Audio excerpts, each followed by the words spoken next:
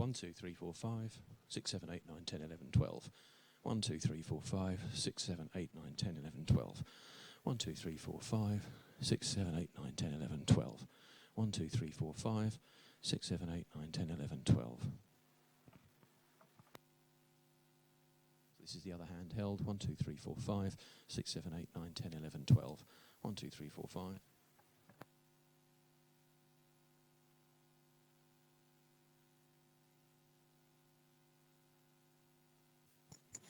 And this is the tie clip mic. 1, 2, 3, 4, 5, 6, 7, 8, 9, 10, 11, 12. 1, 2, 3, 4, 5, 6, 7, 8, 9, 10, 11, 12. 1, 2, 3, 4, 5, 6, 7, 8, 9, 10, 11, 12. 1, 2, 3, 4, 5, 6, 7, 8, 9, 10, 11, 12. 1, 2, 3, 4, 5, 6, 7, 8, 9, 10, 11, 12. 1, 2, 3, 4, 5, 6, 7, 8, 9, 10. Nothing? You know? Yeah. But a bit. Yeah, so it will be. This is nowhere near as powerful as the hand mics. So.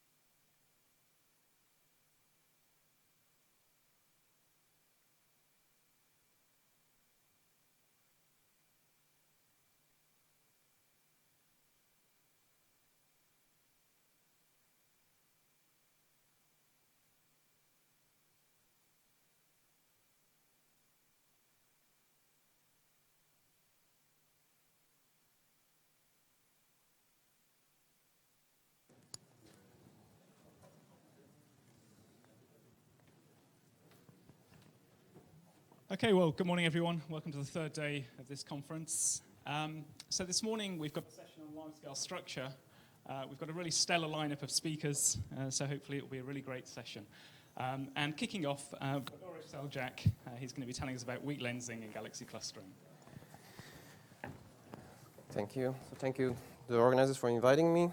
So I thought I would say something about both weak lensing and galaxy clustering, since I'm probably the only plenary speaker talking about these things. And here's a quick overview. What are we talking about? I'll be talking basically mostly about the relationship between lensing and clustering and how we can exploit a lot of information from the combined probes, but also what we can learn just by weak lensing and just by galaxy clustering. So let me start with weak lensing, which we have heard already something about in the context of CMB. But the basic idea is that we have galaxies in the distant universe. As the light propagates through the universe, it's being deflected by the mass along the line of sight. And if you can imagine that if all the galaxies were circular in the beginning, then as the light propagates through the universe, it gets the circles become ellipses. They also get magnified or demagnified. So we may get a picture that looks like this in an ideal case. Spectacular cases of that are, for example, clusters of galaxies where we see these huge tangential arcs, tangential relative to the center of the mass. Okay, so the basic idea is of weak lensing is that this is sensitive to the total mass in the universe, both dark matter and baryonic.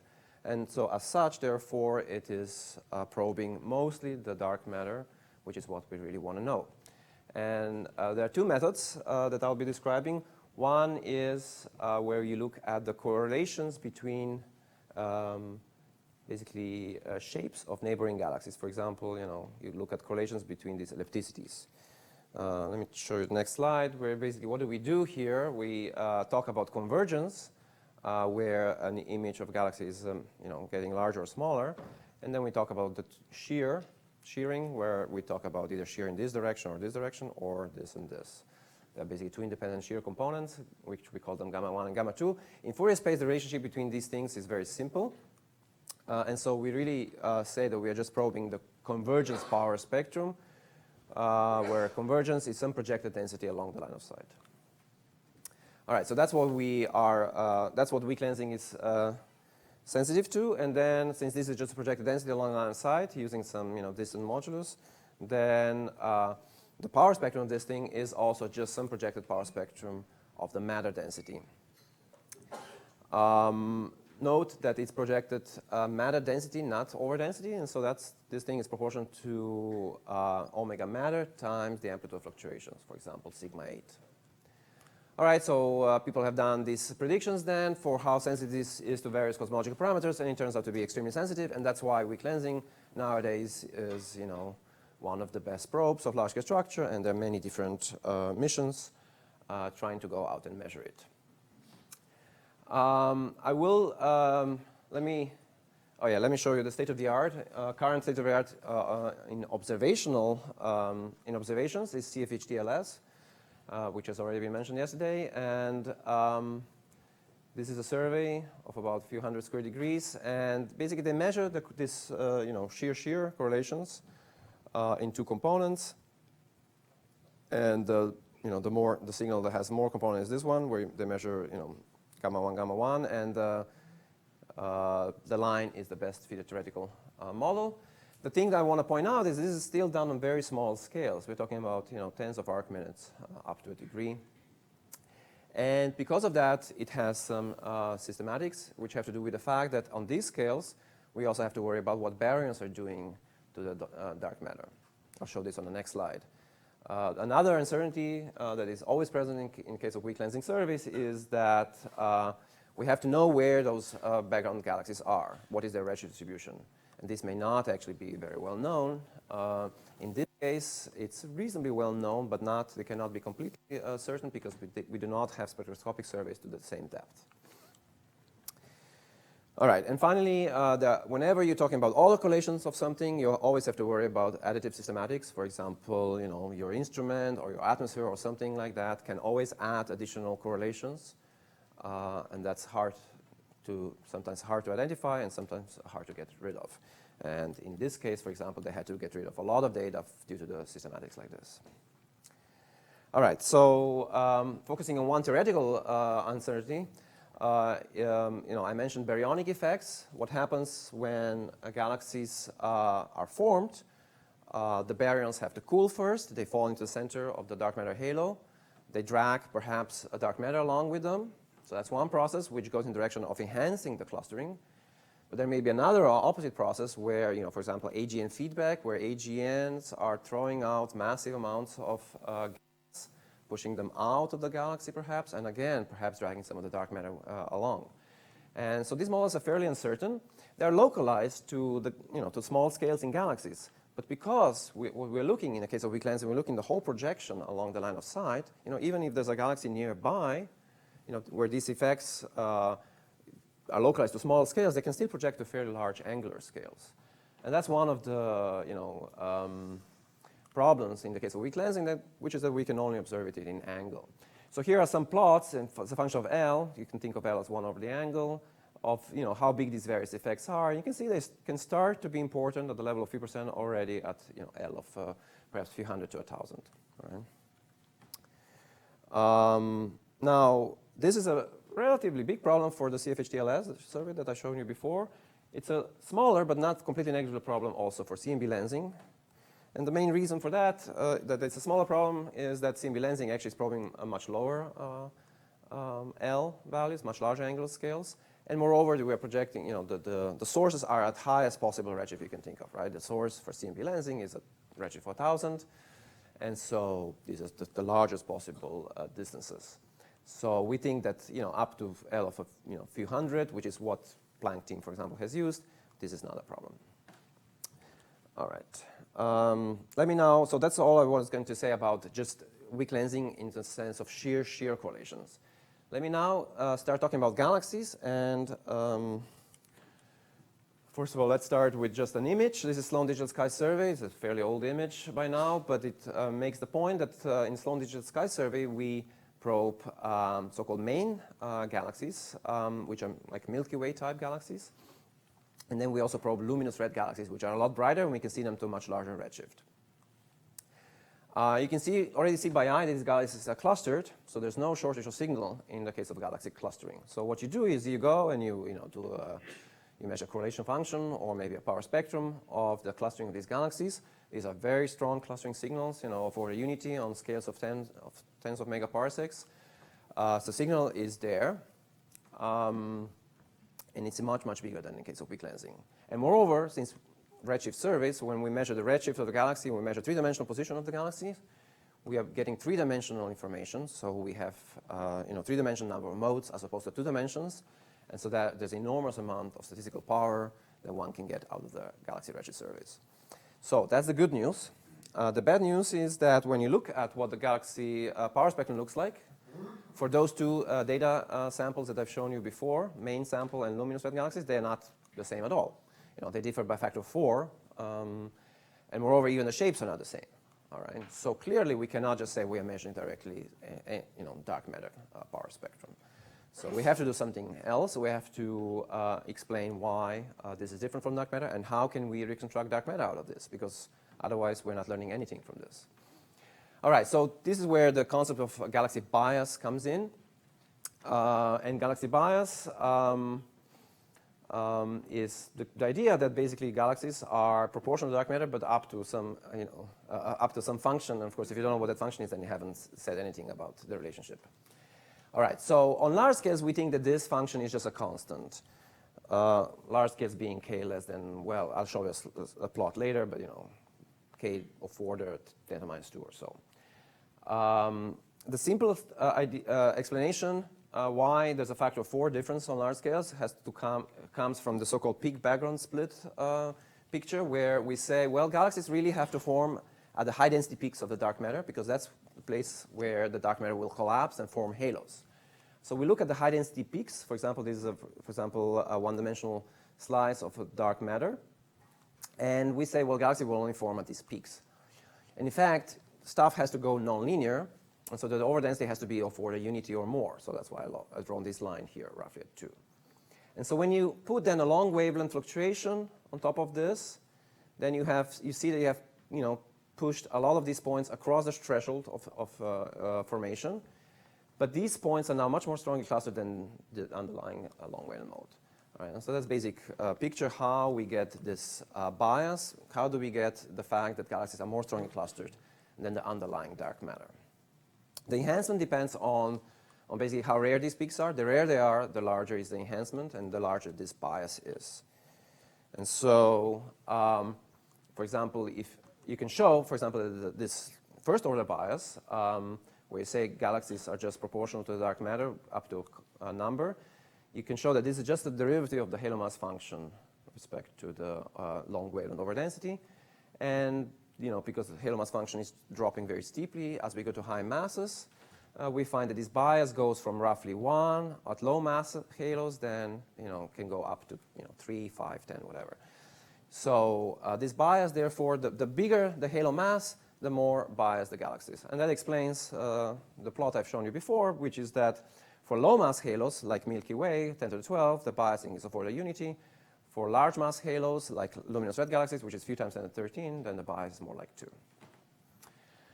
Okay, you can extend this picture further to second order biasing, still local.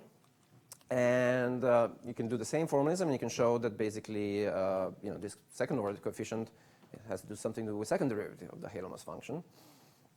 All right, you can write the formula, and basically this is the prediction, theoretical prediction. The points here are from simulations. It roughly agrees with the simulations, let's say. There are other biases that I won't talk about here, but there's another effect that has to do with non-gaussianity, primordial non-gaussianity, which I'll talk at the end. All right, but the bottom line here is if you add this second order bias, then of course this bias relationship between galaxies and the dark matter is no longer scale independent, becomes now scale dependent, and that can explain why the shapes are different. And I'm showing this on this plot. Now this is a plot from simulations where I've taken simulations and from different halo masses and shown relationship of that to the dark matter. And first of all, as I said, on large scales, this is constant, right? And then on small scales, you see there are deviations, which are roughly predicted by the model I've shown you on the previous slide. Right? And then there are effects on small scales, which have to do with the fact that these are halos here I'm talking about, not galaxies, and so there's some exclusion effects that come in on small scales. All right, so this is, you can see there's a fairly strong scale-dependent biasing involved. And again, if you want to know about the shape of the dark matter power spectrum or correlation function, then you better know what this function looks like. Right? There is, however, another way to get to the dark matter power spectrum, which has to do that, well, this is what I'm showing here is the autocorrelation of halos or galaxies. Let's look at the same thing in terms of the cross correlation between halos or galaxies and dark matter. And it kind of looks very similar. All right, except on very small scales where we start to see the dark matter halo profiles, and these then become very, very, steep dark matter profiles. But if you look on few megaparsecs and larger, then this has very similar shape as the previous one, right? So again, it's constant, and then slightly rising maybe for these high halo masses, then dropping off. So this suggests that if you combine then this cross correlation with the autocorrelation, maybe some of these scale-dependent biasing effects get rid of, and maybe even the large-scale bias can get rid of. For example, you can do perturbation theory calculation that I won't go into it, but the quantity I want to investigate, actually, let me just skip this and show you the slide, the picture. If I define the cross-correlation coefficient in terms of the cross-correlation between halos and dark matter divided by the autocorrelations, square root of the autocorrelations, then it turns out that this thing is very close to 1, down to a few megaparsecs. You can see the deviation from 1 is only 1% even at 3 megaparsecs. Very close to 1. And these are some of these theoretical predictions I've shown you on the previous slide, that suggest why this deviation is less than 1. But the bottom line here is really this is very, very close to 1%. So that suggests that if you can measure this and this, then and you know this, then you can reconstruct this. So how do we do this? we can, for example, measure this cross-correlation between halos and dark matter, again with weak lensing. But now it's weak lensing of a slightly different type, which has to do with weak lensing around objects, around galaxies. The basic idea is that around galaxies, if you map the shear field, you'll see that it looks something like this, tangential around it. And so you can do then you can average this shear from the background. Basically, you can average ellipticity from the background galaxies as a function of transverse separation. And what you measure is the tangential shear, which you can express in terms of so-called differential surface mass density. It's basically mean surface mass density minus surface mass density at that radius. All right, so this is just some projected density, basically. All right, so you can rewrite this. If you average this over many, many galaxies, then basically these densities become correlation functions. In this case, for example, this surface mass density becomes just an integral over the correlation function. This is now correlation function between halos and dark matter. And this differential surface mass density, as I said, is again some complicated averaging of this projected correlation function. Now, I've shown you before that the correlation coefficient between halos and dark matter is 1, but only above a few megaparsecs. Below a few megaparsecs, it's actually very different from 1. You want to get rid of those small scales. But this surface mass density, differential surface mass density, actually has information from all scales, down to small scales. You want to get rid of this. There's a very simple way how to do this. You construct another statistic when you can show that this statistic then has all information from certain scale, which you have chosen, and above. So if you choose this scale to be few megaparsecs, then you have eliminated small scales. And this is shown here. This is this cross-correlation coefficient. Now, on the things that we can measure, this is what you get if you do it directly on this differential surface mass density. But if you do this trick that I just described, then this cross-correlation coefficient becomes very, very close to 1. And again, this is a theoretical prediction here from those theoretical models that even explain this deviation away from 1. All right, so as I said, if we know now this, we measure this, and we measure this, we can reconstruct dark matter clustering using this technique. And this is shown here. This was done on simulations, realistic simulations of luminous red galaxies. And the gray line is the reconstruction that we get from the simulations. The blue line is theoretical prediction from nonlinear models, and red is linear models. This is just to say that we can reconstruct correctly, and that the effects are affected by nonlinear effects, because linear doesn't agree very well, but nonlinear does. Right? So we are probing, mildly a nonlinear regime in the case of the dark matter clustering. The first application of this was done last year on the DR7 SDSS data. Here I'm showing the, let me show you this one first. This is the projected autocorrelation function of the galaxies. These are main sample galaxies. And these are luminous red galaxies. Again, you see a factor of 3 difference here. Luminous red galaxies are much more strongly clustered. But the same offset you see also in this cross-correlation between galaxies and dark matter using this weak lensing. And so when you then reconstruct this, you find that this is basically proportional to bias squared. This is proportional to bias. You can combine these two, eliminate bias, and get a dark matter clustering. That's the basic idea. And the results we get, for example, the results for the bias are that these main sample galaxies have bias of around 1.3, and this nonlinear bias is essentially 0. But these luminous red galaxies have bias of 2.2, and they have very strong scale-dependent bias in the sense that this B2 parameter is very strongly away from 0. Mm-hmm. And then for cosmology, now once you have determined what bias is, then you know also what the dark matter clustering is. And these are the contours in terms of the sigma 8 and omega matter plane. And basically, you can combine them all into a single number, which is that this combination is given by roughly 0.8 plus or minus 0.05. I'll describe later. I'll show later how this compares to the other large-scale structure measurements, including Planck. But I just want to make the advertisement for upcoming results from the BOSS data. So this is SDSS third generation. So far, I'm just showing lensing signal here. So far, we have been using the green lines, the green points, and the red points.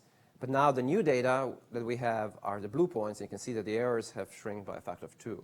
So we expect that this method will, in the next iteration with the pulse data, will improve the results by another factor of 2, and then we'll probably get down to about 3% error on the amplitude sigma 8, which is quite competitive with the best weak lensing results. Okay, I just want to compare these two methods for weak lensing, right? One is shear, one is galaxy shear.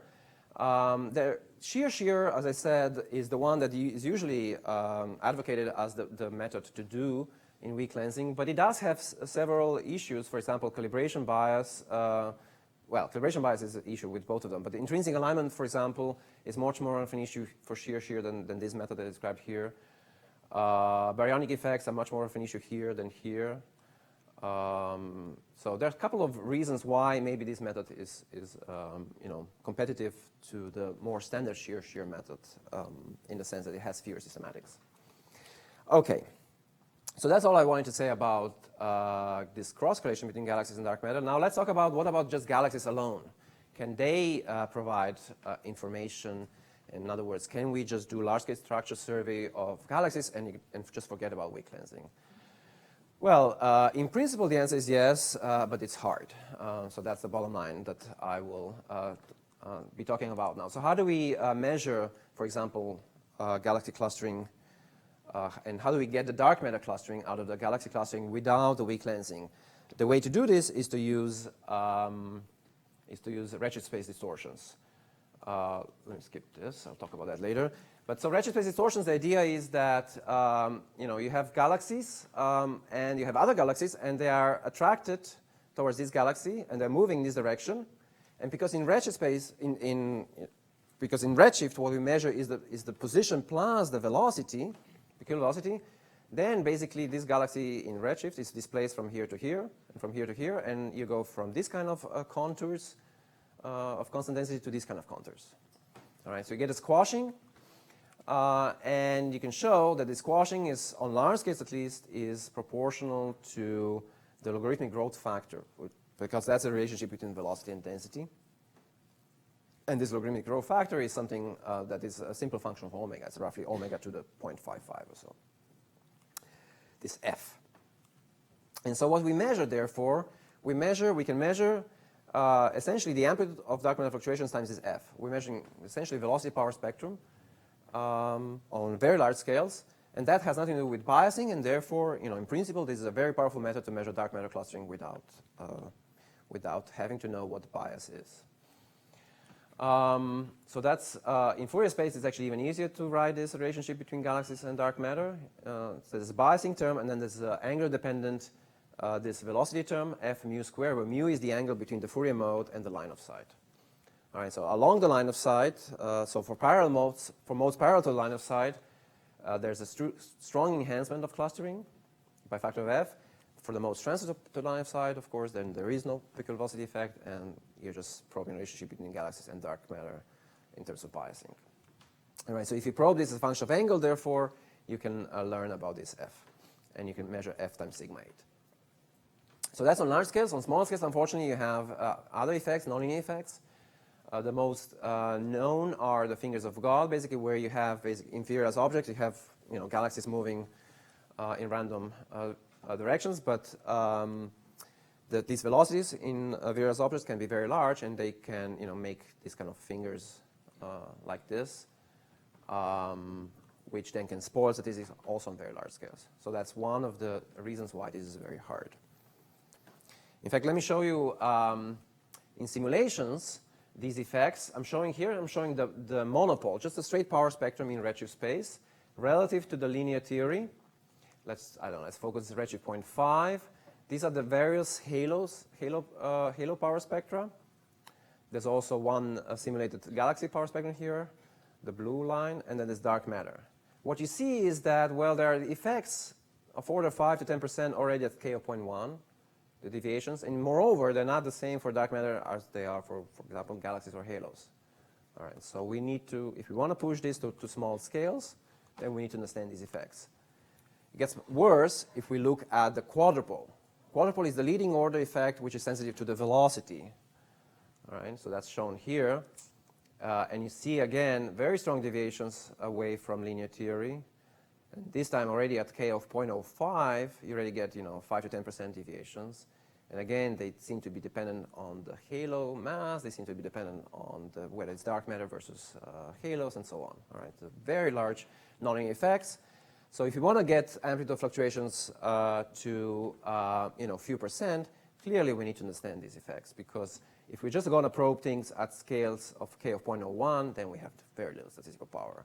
Usually when people tell you about predictions from Euclid or Daisy or whatever, they choose k of 0.1 or 0.2, right? So they go into the regime where these nonlinear effects are already very, very large.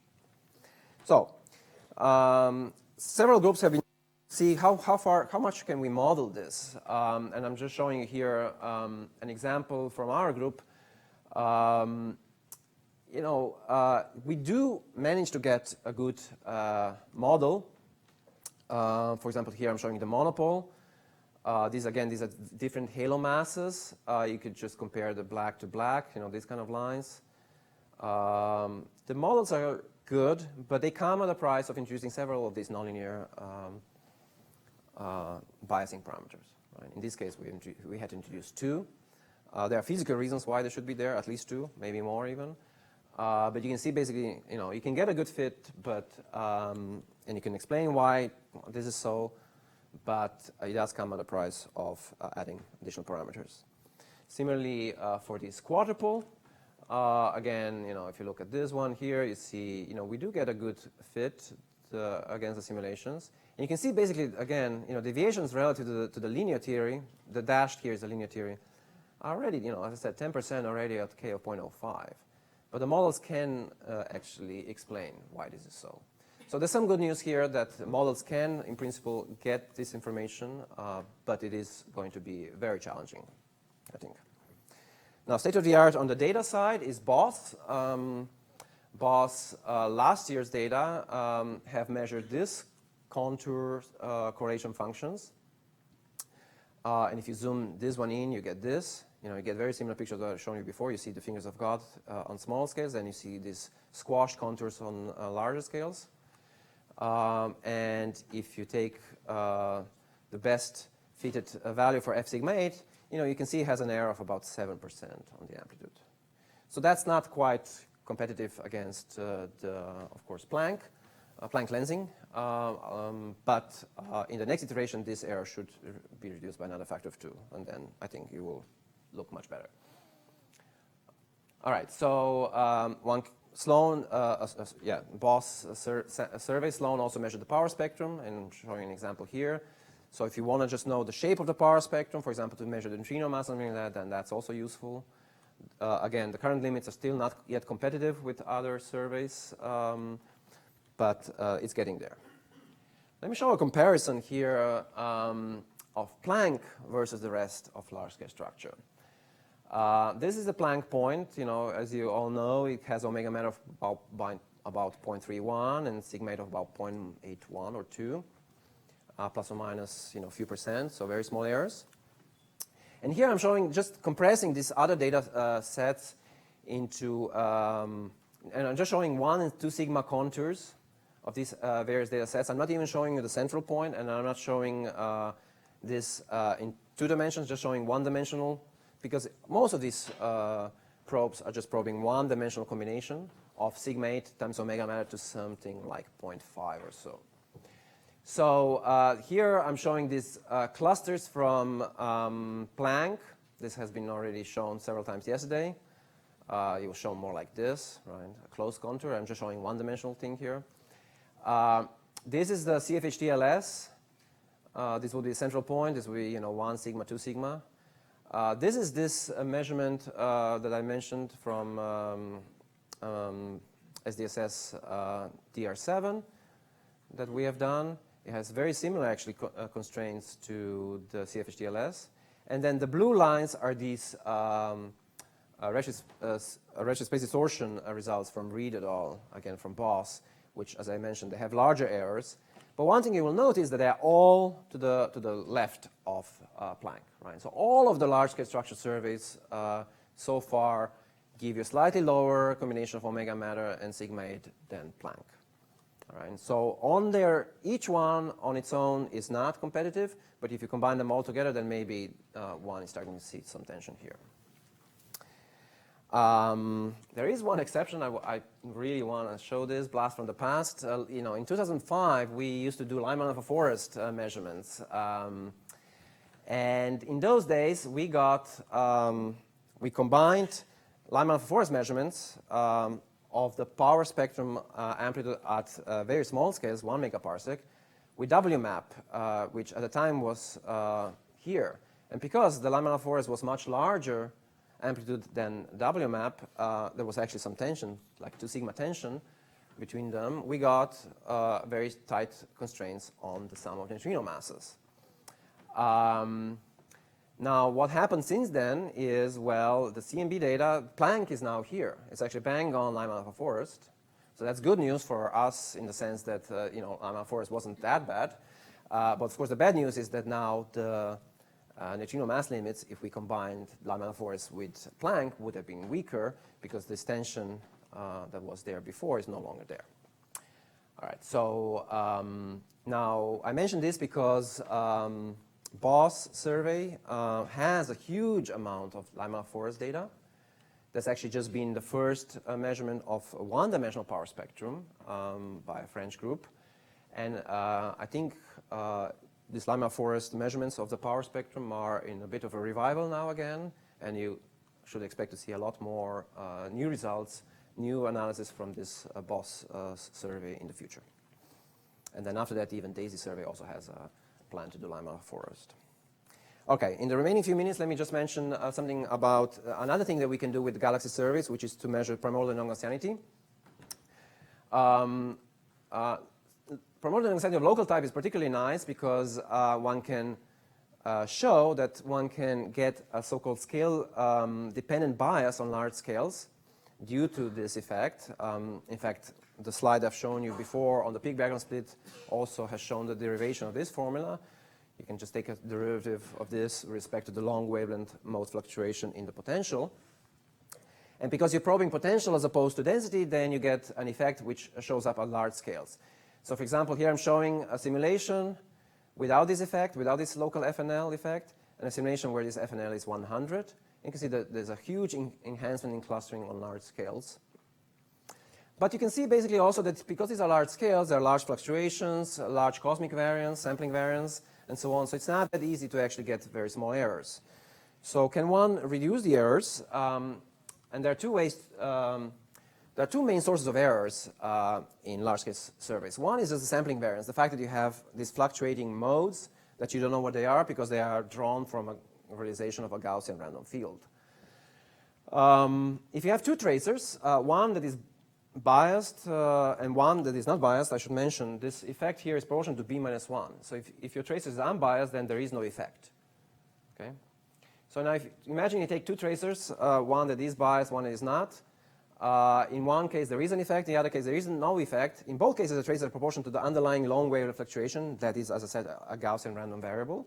But if you take the ratio, this Gaussian random variable cancels, and what you're left is with the effect. All right? So you have basically eliminated sampling variance. So that's one idea how one can do the things better. And the second idea is you can also reduce the other source of noise, which is the stochasticity noise. Basically, there's strong stochasticity between galaxies and dark matter. We usually call that shot noise. But you can actually reduce this shot noise by weighting galaxies by halo mass. If you do that, you're kind of making galaxies closer to the dark matter. And here I'm just showing basically the scatter plot between dark matter and halos. This is a standard scatter plot if you don't do this weighting, and this is what happens if you do this weighting. You can see how much the scatter has been reduced in this case. So if you combine these two things, then here is an example of how this ratio between biased and unbiased tracers looks like in a uniform weighting case. And from this example, for example, this is an example for something like a DAISY volume. You get errors of order 6%, 6 or 7. On the other hand, if you do this optimal weighting, then the errors shrink and you get errors of order 1. You can see basically how little scatter there is in this case if you do this weighting combined with this sampling variance cancellation. All right, so future surveys, could reach potentially FNL of order unity with this kind of techniques. That's from the power spectrum. But then there's also, of course, all of the analysis one can do in terms of the 3-point function or the bispectrum. In the case of bispectrum, of course, you have a lot more triangles you can do and so on. And so there have been only a limited number of studies of this. But the bottom line of some of these studies that we have done seems to be that there's always more information in the bispectrum than in its power spectrum. And so, at least in the conventional analysis, without that sampling variance and shot noise cancellation techniques. And so there's hope that also from the bispectrum, one should be able to get competitive constraints against Planck. All right? And really, if we want to do this with large-scale structure, we really want to get down to FNL of order unity. If not, it's not all that interesting, right? But I think there is hope that we can get down to order unity. All right, so my conclusions are, so in the case of weak lensing, basically shear is very powerful. It's probing the dark total matter, but it's not that easy to actually get rid of some of the systematics and also some of the astrophysical effects like baryonic effects. I tried to convince you that galaxy shear is a powerful alternative which gets rid of some of these systematics.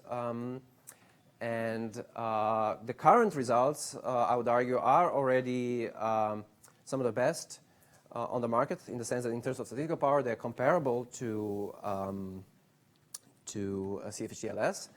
And I've also shown you, the first results from the BOSS, which will reduce the errors by another factor of 2. So I think that probably will be the best weak lensing result on the market for a while. How long? Well, until the next generation of weak lensing surveys comes online, and they're already taking data. DS is already taking data. HST will take data soon, and KIDS is also already taking data. So there are several of these weak lensing surveys, next generation weak lensing surveys, which will really do a lot better on the weak lensing. In parallel, there are large-scale structure surveys from the galaxy surveys, and there also one can measure the amplitude of sigma 8 times f and things like that. Right now, it's not yet competitive, but I think next analysis of BOSS will already be competitive and will give errors of order 0.03. And then finally, when we have several of these, 0.03 error results, we can compare to Planck and see if that discrepancy that I mentioned will go away or will actually get strengthened. All right, so I'll stop there.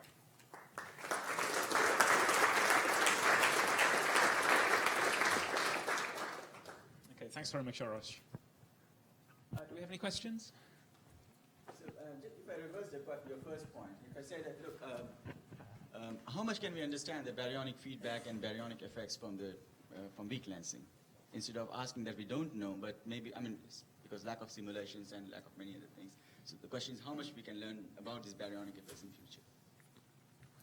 Yeah, I guess I would argue that even in that case, it's better to go and look at individual objects and do this study using this cross-correlation between galaxies and dark matter, and then use that information to feed into this projected shear statistics rather than try to learn it from the shear statistic itself, right?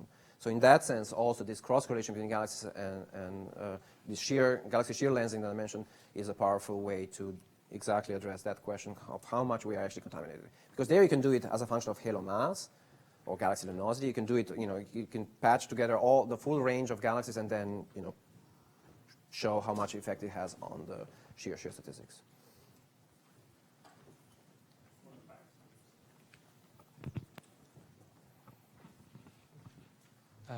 Urush, on this idea of weighting galaxies or halos by their mass to decrease the scatter, I'm wondering if you weight by the mass naively, you're weighting the rare objects more. That's right. Yeah. Which seems to go in the direction of making the short noise worse. So there must be some other effect that offset that. Could you explain what it is? Yeah, so the simplest way to understand that thing is to think about dark matter in the halo picture, where all of the dark matter is inside the halos, right?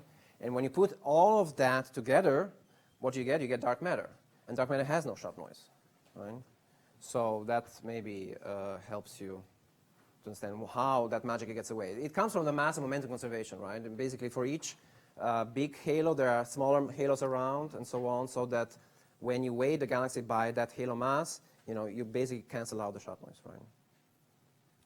I actually have a follow-up question.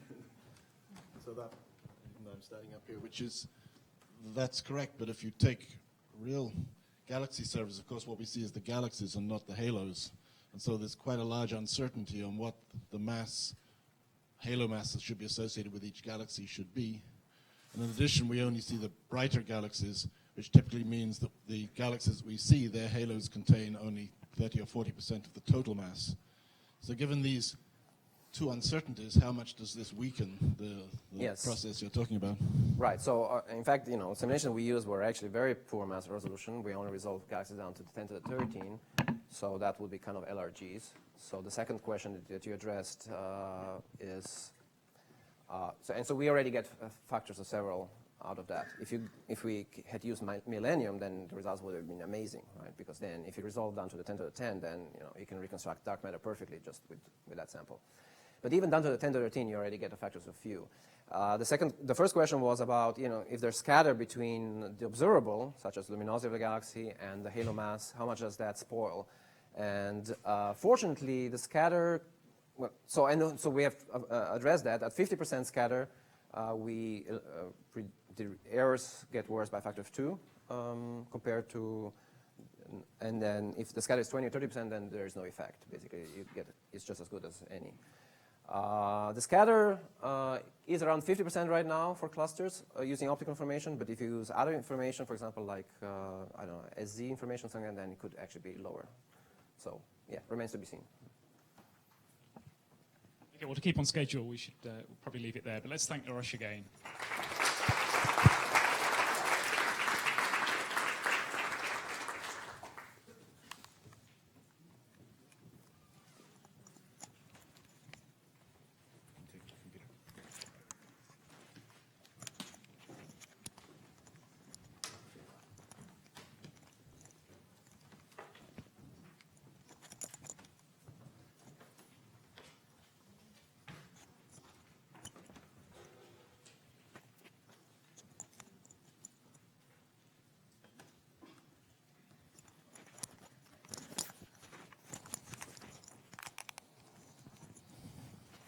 Well, our next speaker is Simon White from MPA, and he's going to tell us about simulation constraints on the nature of dark matter. Well, it won't have escaped your notice that in Arash's talk, all the objects he was using to try and constrain our cosmological parameters or cosmology were based on galaxies and galaxy halos, as on nonlinear objects. And one of the main threads in his talk was how to evade the problems that this causes. So for a long time now, one of the ways to test how well, how nonlinear effects in structure formation distort the information we'd like to get from the early universe has been to look at simulations. And this actually goes back a long way. I think the first simulations that I know of that were published to understand how clustering grows into the nonlinear regime were actually in this very famous paper. If you look at the abstract in Press and Schechter, you'll see they base their conclusions on the results of numerical experiments based on 1,000 particle n-body integrations. And what they did was they put 1,000 bodies inside a sphere, solved the Newtonian equations of motion, and bounced the particles off the outside of the sphere when they hit it, and used that to have their cosmological boundary conditions. And what they found, so they looked at the strength of structure. So this is the 80th percentile mass. So this is the mass of an object, so that 20% of the mass is in objects bigger than this, the function of the expansion factor of their sphere. They had two different initial conditions. They put the galaxies down just in a Poisson distribution. They put down a mesh and put a galaxy at random in each cell of the mesh, which gave them something which was more uniform than Poisson. So their initial conditions were either white noise or flatter than white noise. And what they saw in the white noise case, they got a growth here, which is what they predicted from their theory, which is what everybody remembers this paper for now. And what they got in the case where they put down something which was redder, And so less structure on large scales was it started following what they expected, and then it went steeper. So if you actually look at the conclusions of their paper, they propose that actually the mass spectrum you get at late times becomes self-similar independent of the initial spectrum of fluctuations. Okay? And this is because what they saw were new nonlinear effects in their simulations where condensations bootstrap their way up faster than linear theory. So we know now that's actually incorrect. So the basic conclusion of the paper, which was based on their simulations, was not correct. We now know that, in fact, the large scale is follow linear theory, also in the case that they simulated. So we learned several things from this. What everyone now remembers the paper for was the linear theory calculation they did, which was correct, or at least gives the right behavior. And what you learn is that you have to be very careful with your numerical simulations. You shouldn't believe them too much. So with time, what happened was for a long time, this was in the 1970s, right? So we didn't have an idea what the initial conditions should look like. And so simulations were used primarily to try and understand the process. So here's another example, again, of simulations from white noise initial conditions to see how the nonlinear clustering process worked. This is in Eustathio and Eastwood. By this stage, they could have 20,000 particles. They knew how to put periodic boundary conditions so you didn't have a sphere at the edge. The studies were still focused on nonlinear growth from these very idealized initial conditions, just Poisson noise in this case. Or here's a Soviet calculation from the same time by Klippen and Shandarin, which took white noise and then truncated the power spectrum at the high frequency end to throw away all high frequency noise. So it's a completely sharp cutoff. And they were trying to look at adiabatic theories for structure formation to understand how the suppression of power on small scales might affect large scale structure, but they implemented this just by taking white noise and then zero. And they were looking for coherence in their distribution, which is actually here, although you can't see it because the graphics at the time, they couldn't plot all the points. There are only 10% of the points are shown in the plot. If you look at regions with all the points, then you can see the filaments joining things. And there was this nice cosmic chicken, which I remember seeing when I was a graduate student, postdoc, which convinced me that there really was more coherence in these things. So already there was some idea of how the power spectrum would influence the structure. But the real breakthrough came as a result of another incorrect experiment, which was the apparent measurement of a 30 eV mass from the neutrino in 1980 from a Russian experiment on tritium decay, for the endpoint decay. And they appeared to get a measurement for 30 eV, which was then known that this would be enough to provide the dark matter. So although people had thought about neutrino dark matter before, they started to take it very seriously at this point. And then this stimulated proper calculations of what the linear transfer function should be coming out of the early universe. And so here are examples from the big paper by Bond and Saleh in 1983. They have now a prediction for the power spectrum, in the linear power spectrum at late times for massive neutrinos, where now there's a relation between the characteristic scale here and the mass of the particle, which translates to the characteristic scale here and the cosmological parameters, the density of the universe. So now there's actually a precise initial condition which corresponds to a physical model. So at this point, you can start to test the physical model. And at the same time, they thought, well, why stop with neutrinos? Other kinds of particles can do this as well. And so in the paper, they already have spectra here for warm dark matter, and they don't show the spectra, but they also give the case for cold dark matter. And again, there's a relation between the structural characteristic scale here and the particle properties and the cosmological parameters. So these things came together with the ability to do better simulations, came to an immediate result, which was the neutrino model didn't work. And that's because once you represent the initial conditions with the characteristic scales there and the correct spectrum, and you simulate to the present day, you have to take account of the fact that first things that form are big. So the nonlinear structures, nonlinear objects, can only exist where something has collapsed. And so the galaxies can only exist in places where the neutrino distribution has collapsed. When you do this, you get pictures of what the galaxy distribution should look like, which look like these. It didn't look anything like the Center for Astrophysics Redshift survey. And so you immediately came to a contradiction that no acceptable combination of the cosmological and neutrino parameters, basically the densities, the power spectrum, and the time when the structure starts to form, so this is a time when structure starts to form, this is the strength of correlations. For the nonlinear regions, this is what you get, this would require a Hubble constant of 200. And even back then, people didn't believe the Hubble constant could be 200. So this ruled out neutrinos. So it's kind of interesting that almost immediately, once you could calculate the initial conditions, it became obvious that the dark matter couldn't be made of any known WIMP. And this was obviously convincing enough. People stopped worrying about neutrinos, even though, in fact, the tau neutrino wasn't ruled out as a dark matter candidate until the final oscillation measurements became available for the second mass squared difference in 2002 or 2003. So people immediately moved on to other, more exotic candidates, which could be cold dark matter, and then things look much better because we no longer have a cutoff and you can get structure on smaller scales. So now, of course, we have our initial conditions exquisitely well. We don't even need them theoretically. We have them observed. And from the spectrum, as we see, we find out things about the dark matter.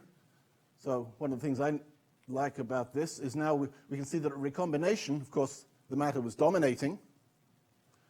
And the observations require 85% of it to be dark matter.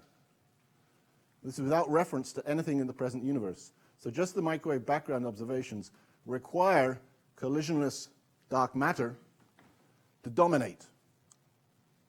So now I think this is a very small error bar.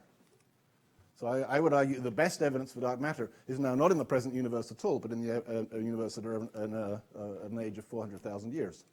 Certainly, it's not using any of the same information, so it's extraordinary that we get the same answer.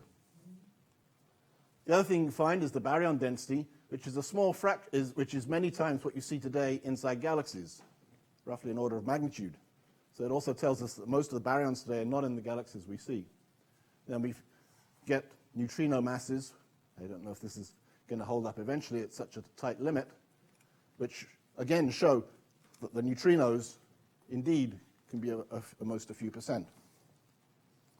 So now if we want to go and ask how can we use the present distribution to find out more about the nature of the dark matter, then we again need to do modeling, but we now have to do it at higher precision. What was found immediately is the cold dark matter works pretty well, but now how far can we push it? So this looks very precise if you plot things this way, because you can see I've got 8 orders of magnitude on this axis and 14 orders of magnitude on this axis. So when you plot the mass function you find from simulations, the agreement looks very nice. Of course, if you take a smooth curve through this is just the abundance of nonlinear objects, dark halos, as a function of their mass. You can see we have things where you can get agreement to here at least 10%. So simulations now of a pretty wide mass range, you can get an agreement for a particular cosmology. But there are some things hidden here. For exactly how you define what you mean by a dark matter halo can change your definition of mass by tens of percent and shift all these curves. And how do you decide what definition of a dark matter halo in your simulation corresponds to what you can actually observe? That's a much bigger uncertainty. So getting this very precisely is only the start of trying to understand things. And an additional effect which came up just after Ursh's talk, that even going down to this mass, there's still 40% of all the mass in the universe is in lower mass objects, or maybe not part of any object at all. So if you do gravitational lensing, then clearly you need to worry about all the mass. So you need to assume something about where the rest of that other 40% is and how it's distributed to the parts that you do have some observational control over. And then the definitions here, once we start to be precise, are affected by baryonic processes. So these are exactly the questions which came up towards the end of Ursh's talk. So if you ask how well can we simulate the things we see, so this is the largest current simulation of the formation of the galaxy population. This is the success of the Millennium Run. It's a dark matter simulation with 300 billion particles in this is a cube of 4 gigaparsecs. When you use the stored data to simulate the formation of the galaxy population, you get a direct simulation of the formation of about 1 billion galaxies. And the resolution here is just sufficient to be able to get convergence to what was found earlier on a higher resolution simulation like the Millennium Run. So this is the number of galaxies as a function of their mass. This is the blue is what was found in the Millennium Run. This is what's got for the same galaxy formation model here, so simulating things in the same way, you can see you get reasonable numerical convergence.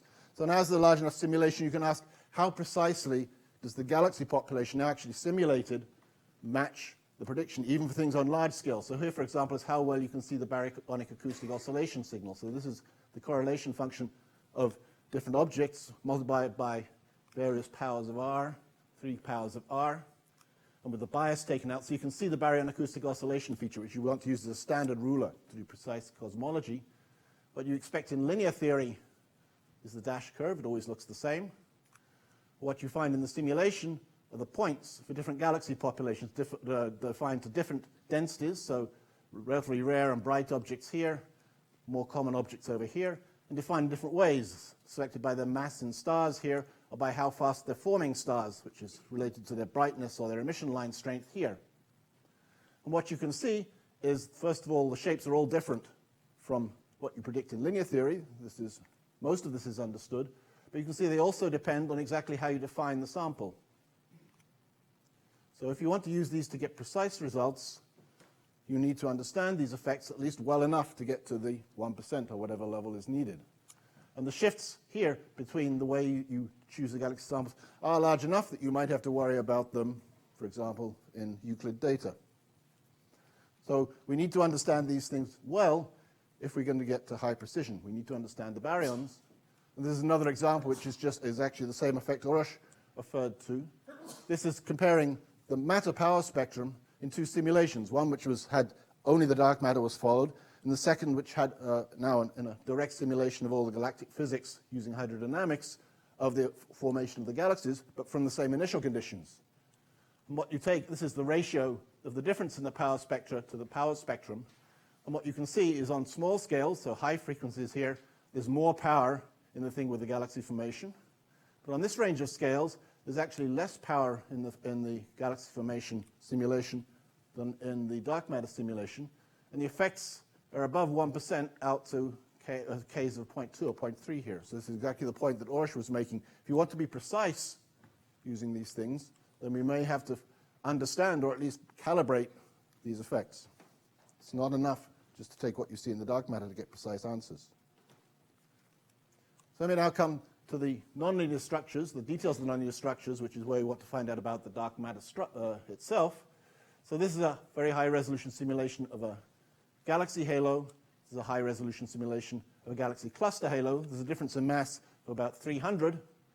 So they've just been rescaled by a factor of 7 using a similar color scheme, and you can see they look statistically identical. What you see is they're both cuspy, and their radial density profiles are reasonably well fit by one of the standard fitting formulae. They're not round. In fact, they're typically triaxial. And the axis ratio of equidensity contours can be up to 2 to 1. And you see in the outer regions, you see a lot of small substructures. And again, the amount of substructure looks visually very similar.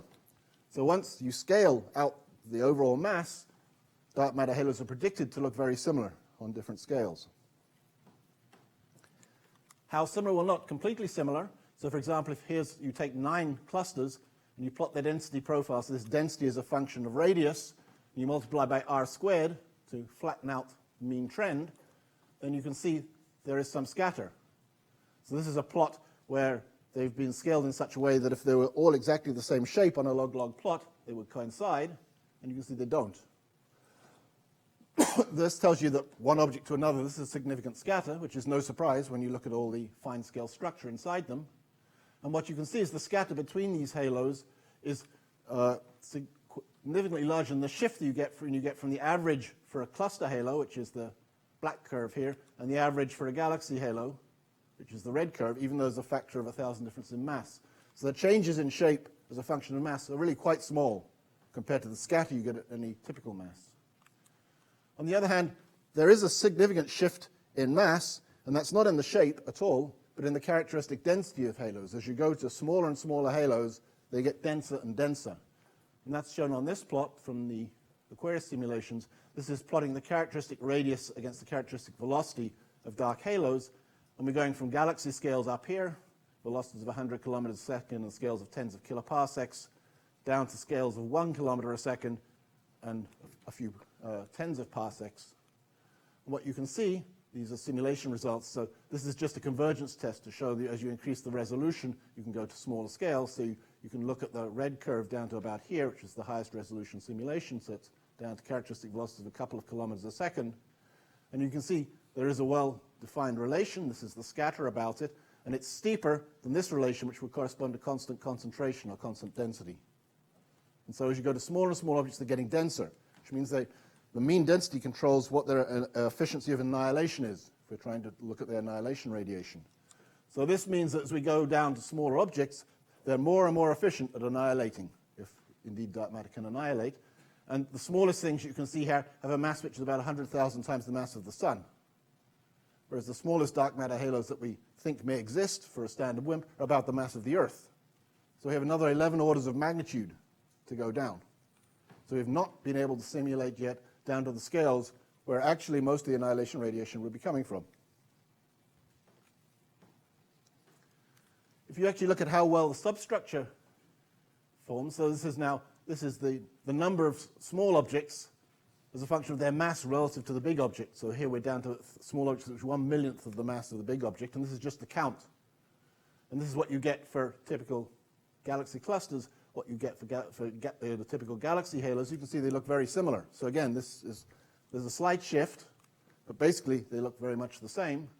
And and another interesting thing you see, if you count how much mass is in each decade of this, then you can find that by just multiplying by 1 power of n, you get a curve which is essentially flat. So that means each decade of subhalo mass contains roughly the same amount of total mass. So that means we don't know well how to extrapolate these 11 orders of magnitude. So it's still quite uncertain exactly how much in total is contained in little lumps.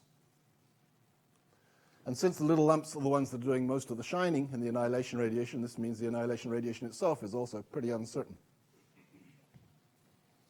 If you nevertheless try to go ahead and measure it, this is what you predict. So this is using the highest resolution simulation for the Aquarius series I was showing on. You can divide the predicted. So you imagine sitting 8 kiloparsecs from the center on a little planet going around a star, and then measuring what the simulation would predict the annihilation radiation should look like on the sky.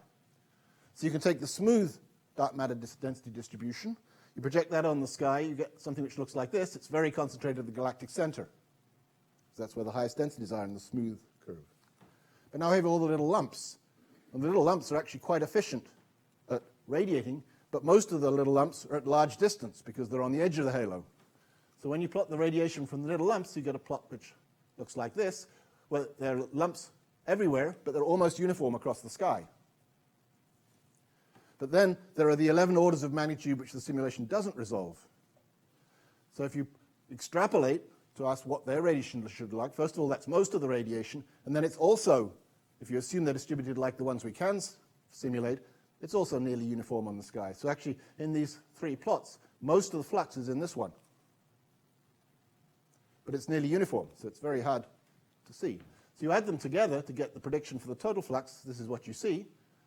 Most of the flux is the broad distribution. The thing which is most obvious is the galactic center. And the little dwarf spheroidals or satellites, you can barely see them. If you look really carefully, you may be able to see 1 or 2.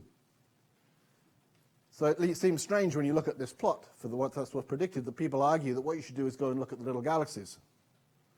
But the reason for that is that the main problem is getting rid of the foreground, which is the other sources of gamma rays. In the galactic center, there are all sorts of other things that might produce the gamma rays, whereas in the small satellite galaxies, not so much. So where the right place to look is to try and see the annihilation radiation depends very much on what you think the noise sources are that are going to contaminate it. So let me go through some possible issues with how the simulations are working and how these might affect our inferences about the nature of the dark matter. So do profiles look like NFW, or do they have central cusps? What can this tell us about the nature of the dark matter? So I already showed you the simulations. Here's one example of how well they fit real data. This is 10 galaxies. This is lensing data to measure the strength of the lensing as a function of distance from the center. Here are the observations. Here's the prediction. You can see it's fitting quite well. It's clearly not a good fit to this power law. So you can see that the nonlinear structure does appear to be similar to what's predicted. If you ask in more detail what's predicted, it's actually quite surprising. So if you ask what's the profile, the average profile of a dark halo supposed to be to a large radius, what I was showing you before was this. This is the mean density. This is a function of distance from the center. A rich cluster like one I showed you was correspond to the highest mass curve here. And this is just from a simulation, stacking the simulation. What you can see is at large radius, you actually start to see the other objects on average. What's curious is what happens as you go to lower mass halos. So you stick something which is like the mass of the Milky Way's halo, which is about kind of like the cyan curve here. Here's the NFW or Anasto profile. And then when you start to see the other galaxies, on the average, you expect to see a curve which has a sharp feature here. And so what you can see is the inner parts are fit by the profile standard fitting formulae. What you get at larger radii looks like the linear correlation function, because you're seeing the average effect of all the other galaxies. And the transition is actually quite sharp. So this is something which is predicted by our dark matter models. So the question is, can this be seen in data? So here's preliminary results from the study using the SDSS. What's been done is to take galaxies which are brighter than any other galaxy near them in the Sloan data and stack the lensing signal around these galaxies. So these are the most massive galaxies here. So these are the central galaxies in clusters, the least massive galaxies here. And then the points are the actual lensing data. So if you now take a simulation which has matched the galaxy clustering, where you've actually simulated the formation of the galaxies and you've tuned it to match the spatial distribution of galaxies, then this becomes a no-parameter prediction, because you've already fit all the parameters of your simulation. You can ask, does it predict this lensing signal? And using a WMAP7 cosmology, these are the predictions. So you can see that, particularly for the more massive systems, which are less noisy, they're pretty good. The shape is there. They're a little bit low. And you can see the prediction at the lower masses, you see this kink. So it is predicted you will be able to see this kink. So this is preliminary. We don't know the answer. One of the interesting things, though, is if you rescale the simulation so that it's no longer WMAP7 but Planck, you get this. Okay, WMAP7, Planck. So you learn two things. First of all, it is actually sensitive to the cosmology, so we should be able to get this. And at least at the moment, the Planck is fitting slightly better. I'm not sure this is going to hold up, but hey, we'll see when we finally finish this properly and track down all the other sources of error. Maybe it'll go the other way, but there is sensitivity here. And what you can see is the error bars on the data are really getting quite small. So I think, as Orosh was saying, this kind of information really is going to help us to learn things about the cosmology. One of the curious things about what's happening with our cosmology, if you ask how it affects the large-scale structure, the way this was done was to take the Millennium simulation and rescale it so it becomes as good a representation as possible of the structure in a neighboring cosmology. So, and to do this, what you have to do is you reassign the size of the simulation to make its linear power spectrum as good a shape, as good an approximation to the shape of the one you want over the range that gives rise to the nonlinear structure. So that means changing the size of your simulation box. And then once you've done that, you have to change the mass of the particles so that the total mass in your volume is about the same size. And then you have to reassign redshift so that the amplitude of the linear power spectrum is correct. And once you've done all that, you actually find you're very close to it. So it's curious to see how you have to the original Millennium simulation was done in the WMAP1 cosmology, so it had a box size of about 680 megaparsecs and a particle mass just above 10 to the 9. How you have to do this scaling in order to represent the different cosmology we've gone through. So after we run the simulation, WMAP3 came along, and you had really, it's quite far off. It had to be down here. You had to make the box about more than 10% smaller and change the particle mass. But then WMAP7 came along, or 5 first, and then 7 it moved up the other way. And now Planck, it's moved back here. So you can see we're kind of going around a cycle. So the point of view of the large-scale structure, none of these things has moved very far.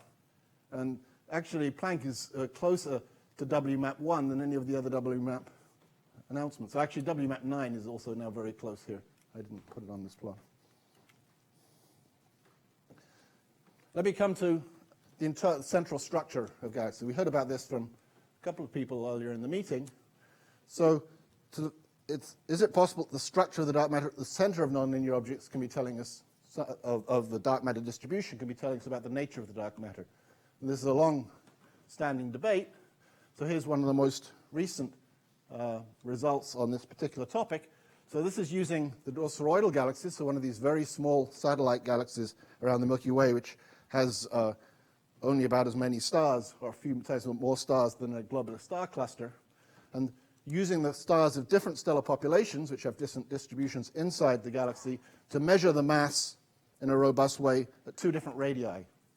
So effectively what they do is they take metal-rich stars and metal-poor stars. The metal-rich stars are close to the center, but both populations are presumably sitting in equilibrium in the same potential well. So you try and find a robust estimator for some mass at some radius from each population.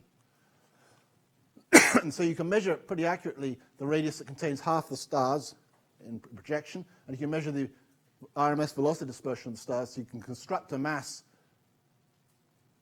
this way, and then if you take the right coefficient, then this turns out to be a pretty robust estimate of the mass inside the radius that in 3 dimensions that contains this half of the light. Okay. Now you do this for the two populations, you get one value up here with some uncertainty and one value down here. So you can ask, okay, so I know the mass in this radius and I know the mass in this radius. Is this consistent with a cosmological profile? and the curves predicted by the kind of simulations I show you have roughly this slope. So if you shift this curve down to go through here, it'll miss this one. If you shift it up to go through here, it'll miss this one. So what this seems to be showing is that the mass is increasing with radius significantly faster than predicted by the cosmological halo. But it does assume that this coefficient is the same for both populations. What should we do? So there are two aspects of this. So what this means is there's less mass in the middle than you thought. So that means the density is not increasing as rapidly. This is what's usually called a core. Maybe the density has actually been going constant at the center. And it would have to be a core with a radius, as you can see here, of a couple of hundred parsecs.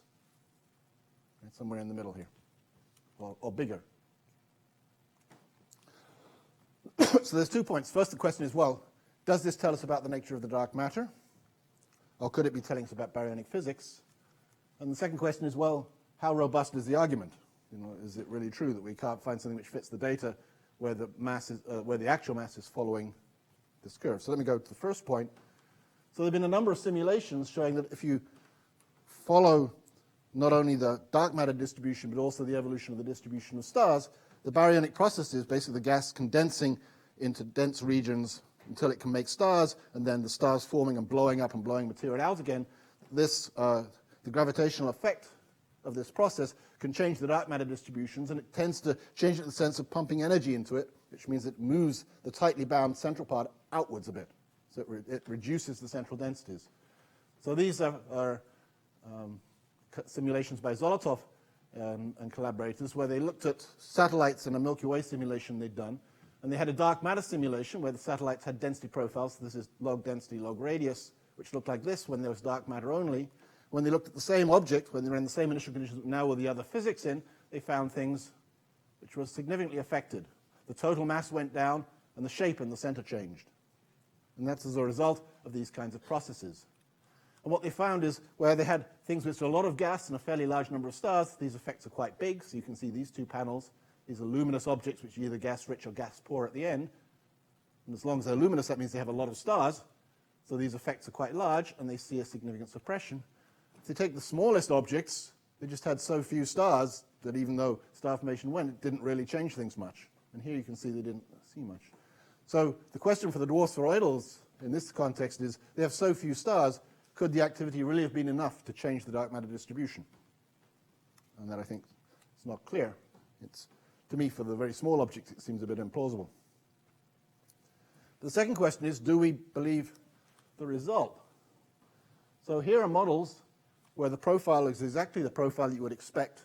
The density, the mass, the potential well is exactly what you'd expect from one of the simulations with the parameters that would be expected. And we've just tried to find distribution functions for the stellar populations in this which match the data as well as possible. You can just search around to see how well you can do in a fixed potential. And this is how well you can do. So this is a particular potential well.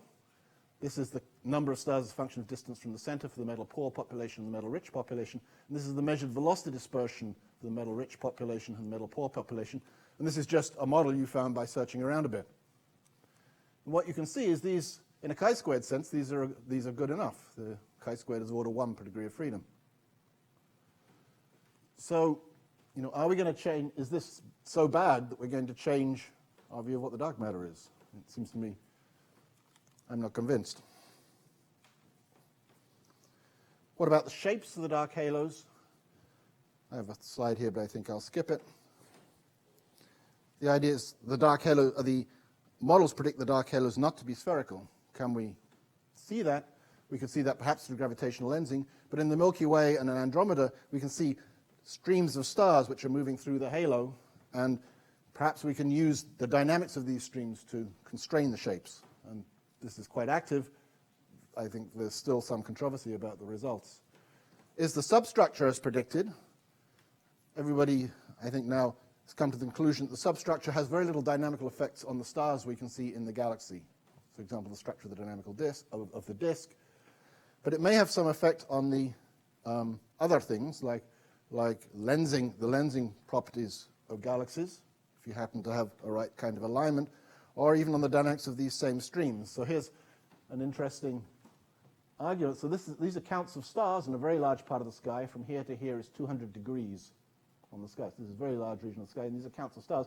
There's a globular cluster here, and you can see right along the middle here, there's an excess of stars, which are stars which have been tidally torn off this globular cluster as it goes through the Milky Way's potential. And if the halo of the Milky Way is not smooth but has lumps in it, those affect the structure along this stream. And you can show from simulations that introduce gaps in it. And it's claimed that there are 5 significant gaps along this stream.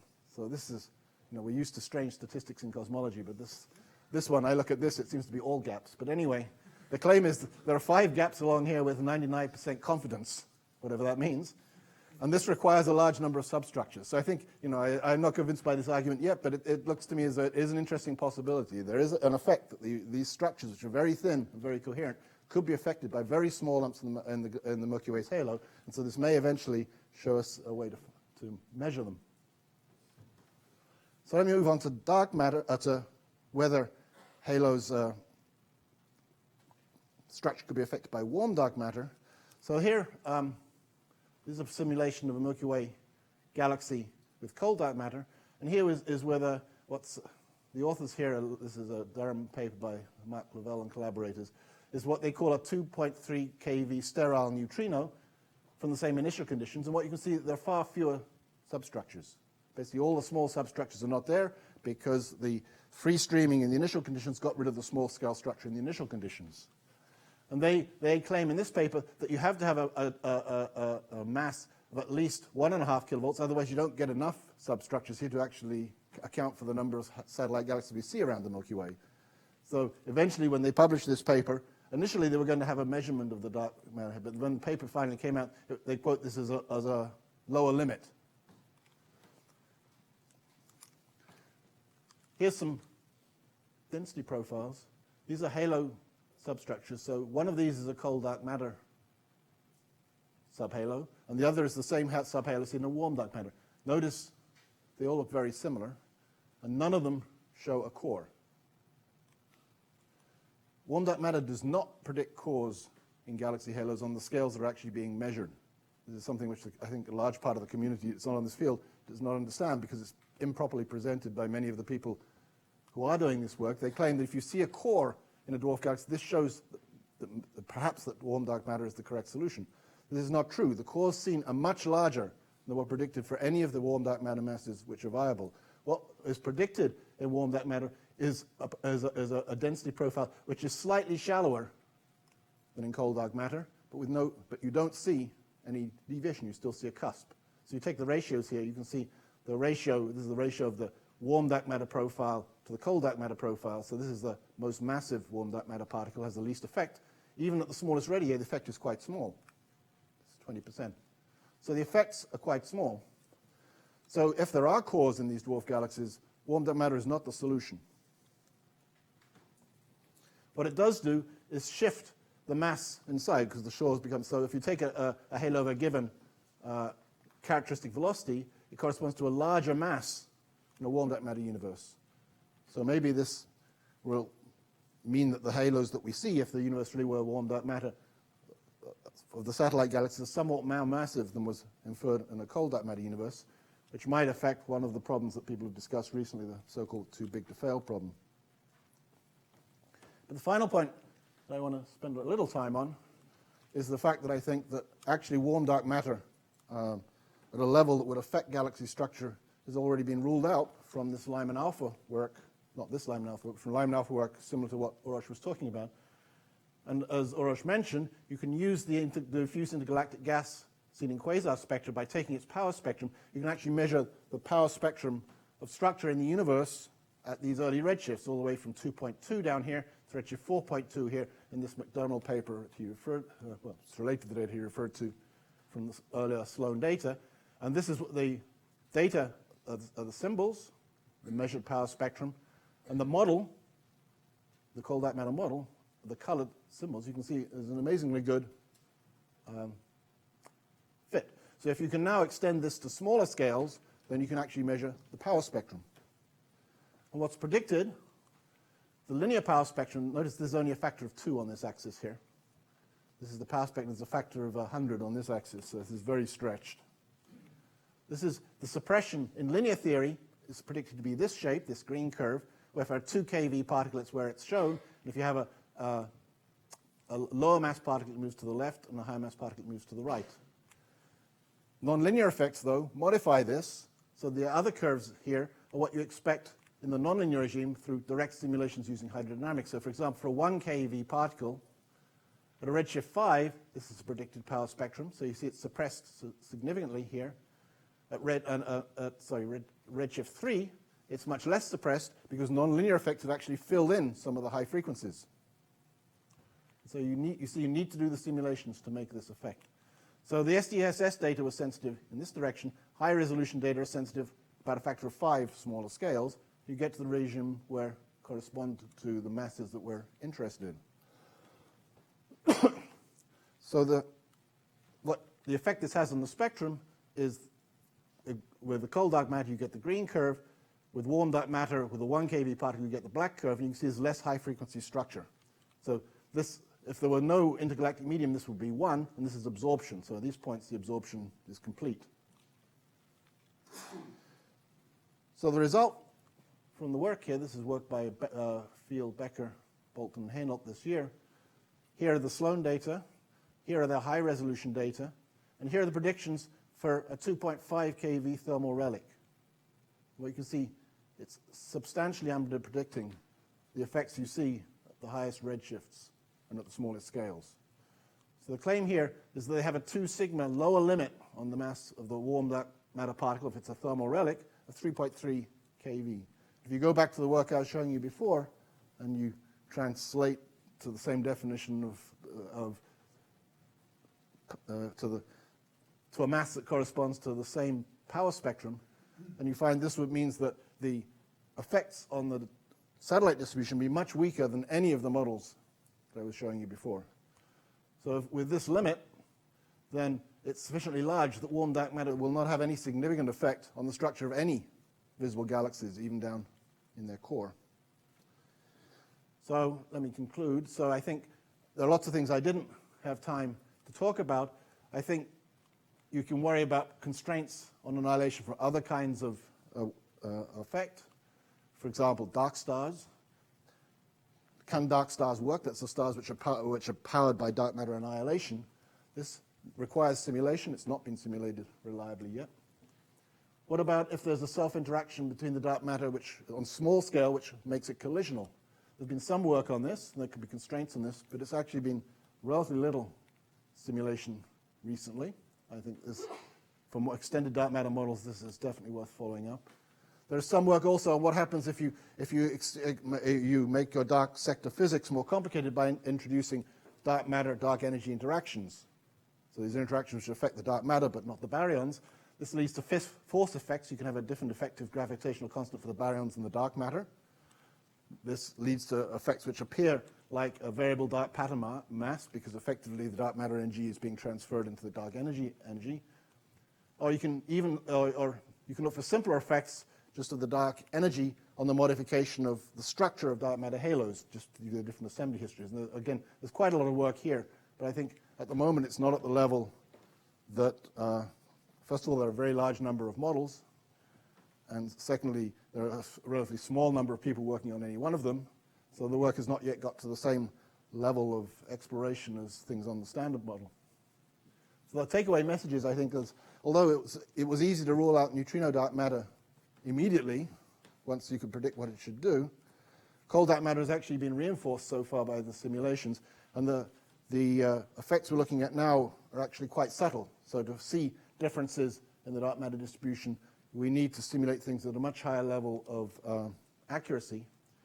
So I think for most effects, the simulations for many purposes, the current simulations of the dark matter distribution are actually limited by uncertainties in the baryon effects. So the nonlinear structure is mostly, the uncertainty in what we can predict for the problems we're interested in is limited by how well we can treat the baryons.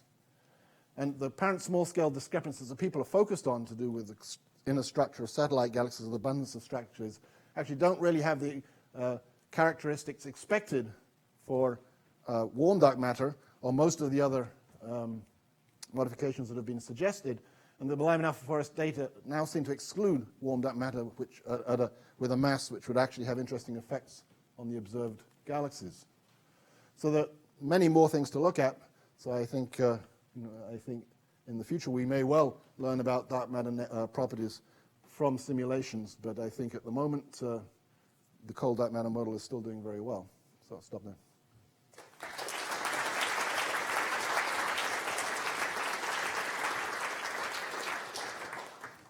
Thanks, Simon. Do we have any questions? Just wait for the microphone.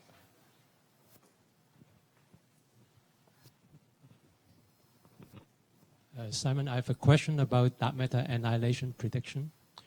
You show a plot where the number of subhalos scale like 1/mass, basically.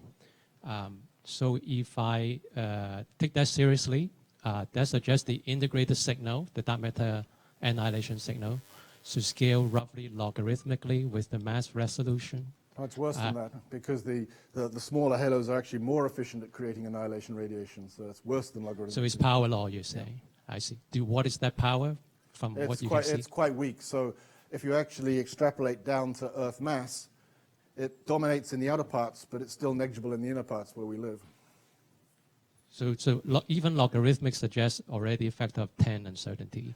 Yeah, that's why in the plot I showed you, the diffuse part from the unresolved subhalos was actually the dominant contribution, even though most of them are 100 kiloparsecs away from us. Do we have one more question?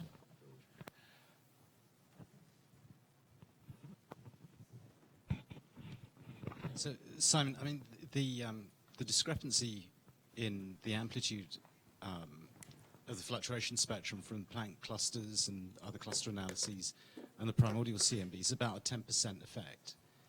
So, are there any other tests other than weak lensing that you think can constrain that amplitude to high precision?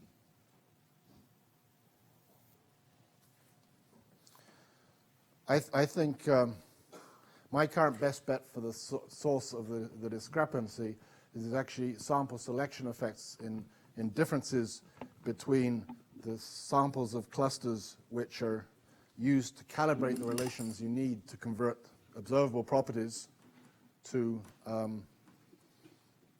mass. Because these are typically calibrated on clusters that are well observed, which tend to be big, regular clusters. Whereas when we apply it, we want to know the abundance of objects per unit volume down to some fixed mass, because that's what we predict cosmologically. And if you take a mass-limited sample of clusters in a cosmological volume, only a fraction of them are actually well-structured regular systems, and a lot of them are less regular. And the less regular ones tend to have less X-ray emission, less Sunyaev-Zeldovich signal, and so on. So I think there's a chance there's a significant bias between the population of clusters that we actually measure these relations on and the population of clusters which we want to count per unit volume. This can significantly shift the relations. But to calibrate that, it doesn't help to go and look at the well-observed clusters over and over again and measure their Menzel-Lead, because if you have a bias subset to start with, no matter how, the problem isn't you've measured the masses wrong, it's you've measured the wrong clusters. So that part of the bias, you have to get appropriate volume-limited samples of clusters, and it has to be volume-limited by mass, whatever mass definition you're using to calculate the abundances. And that's not so easy to construct. I mean, we can test that already with hydro simulations. Yeah, that's right. So I think the weak point in my argument is the current hydro simulations seem to suggest this is not a big effect. But on the other hand, we do see clearly in the data that if you split the data according to the more regular and the less regular systems, you do see shifts. So I'm not convinced that the current hydro simulations are telling the full story. Okay, great. Well, let's thank Simon again for a wonderful talk.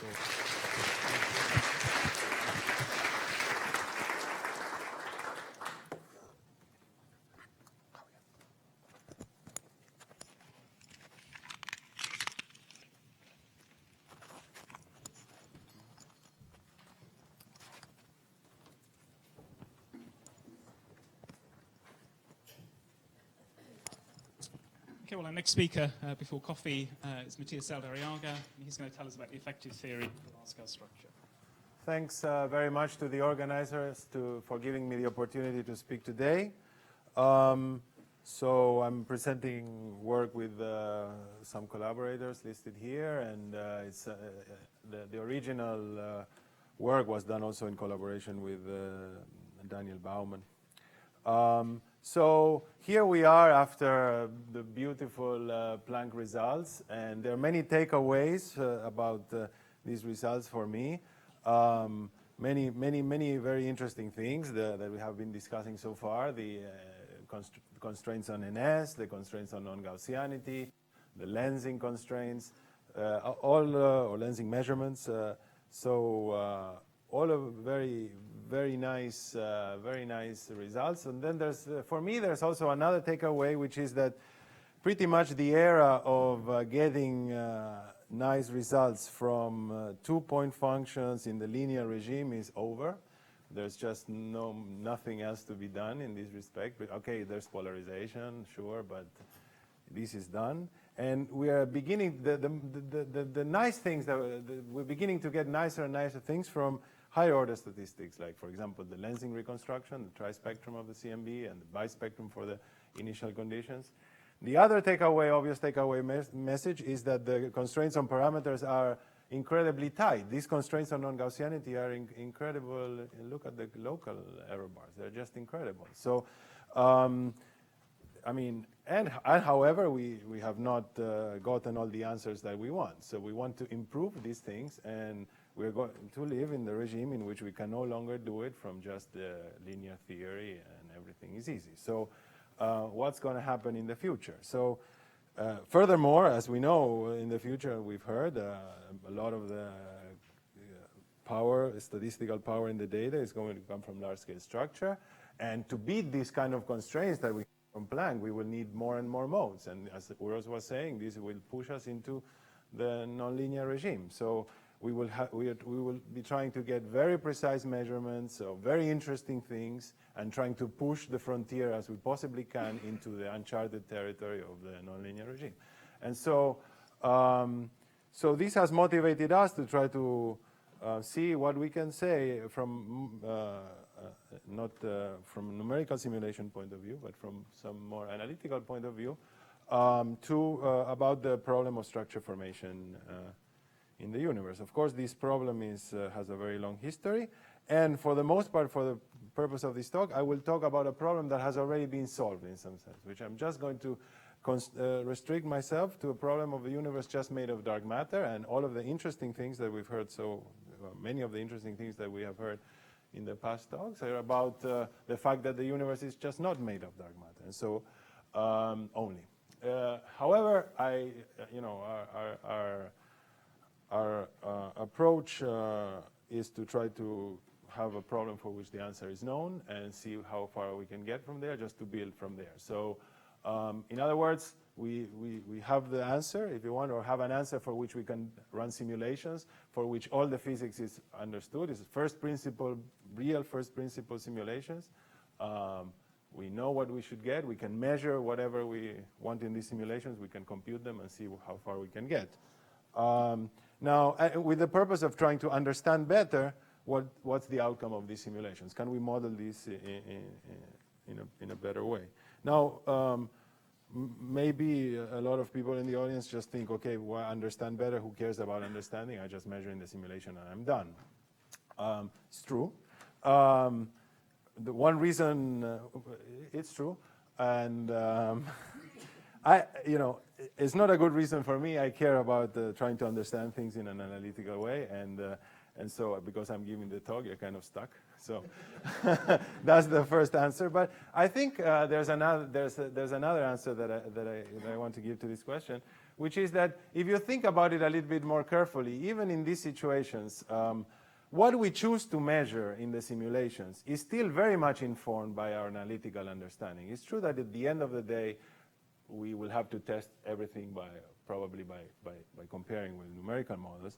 But still, when we decide to measure a given statistic, and we've heard very nice examples from Uros of ratios of things, this is all based on our analytical understanding, basically understanding what's going on. Let me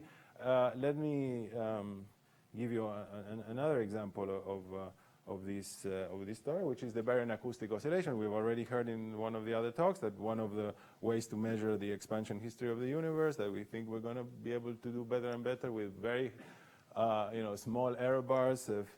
I don't know if this will reproduce this plot, but just very tiny error bars in the future is the baryon acoustic oscillations. And so as you know, just the same physics that imprints the acoustic peaks in the CMB creates a bump in the correlation function, say, of matter in this plot.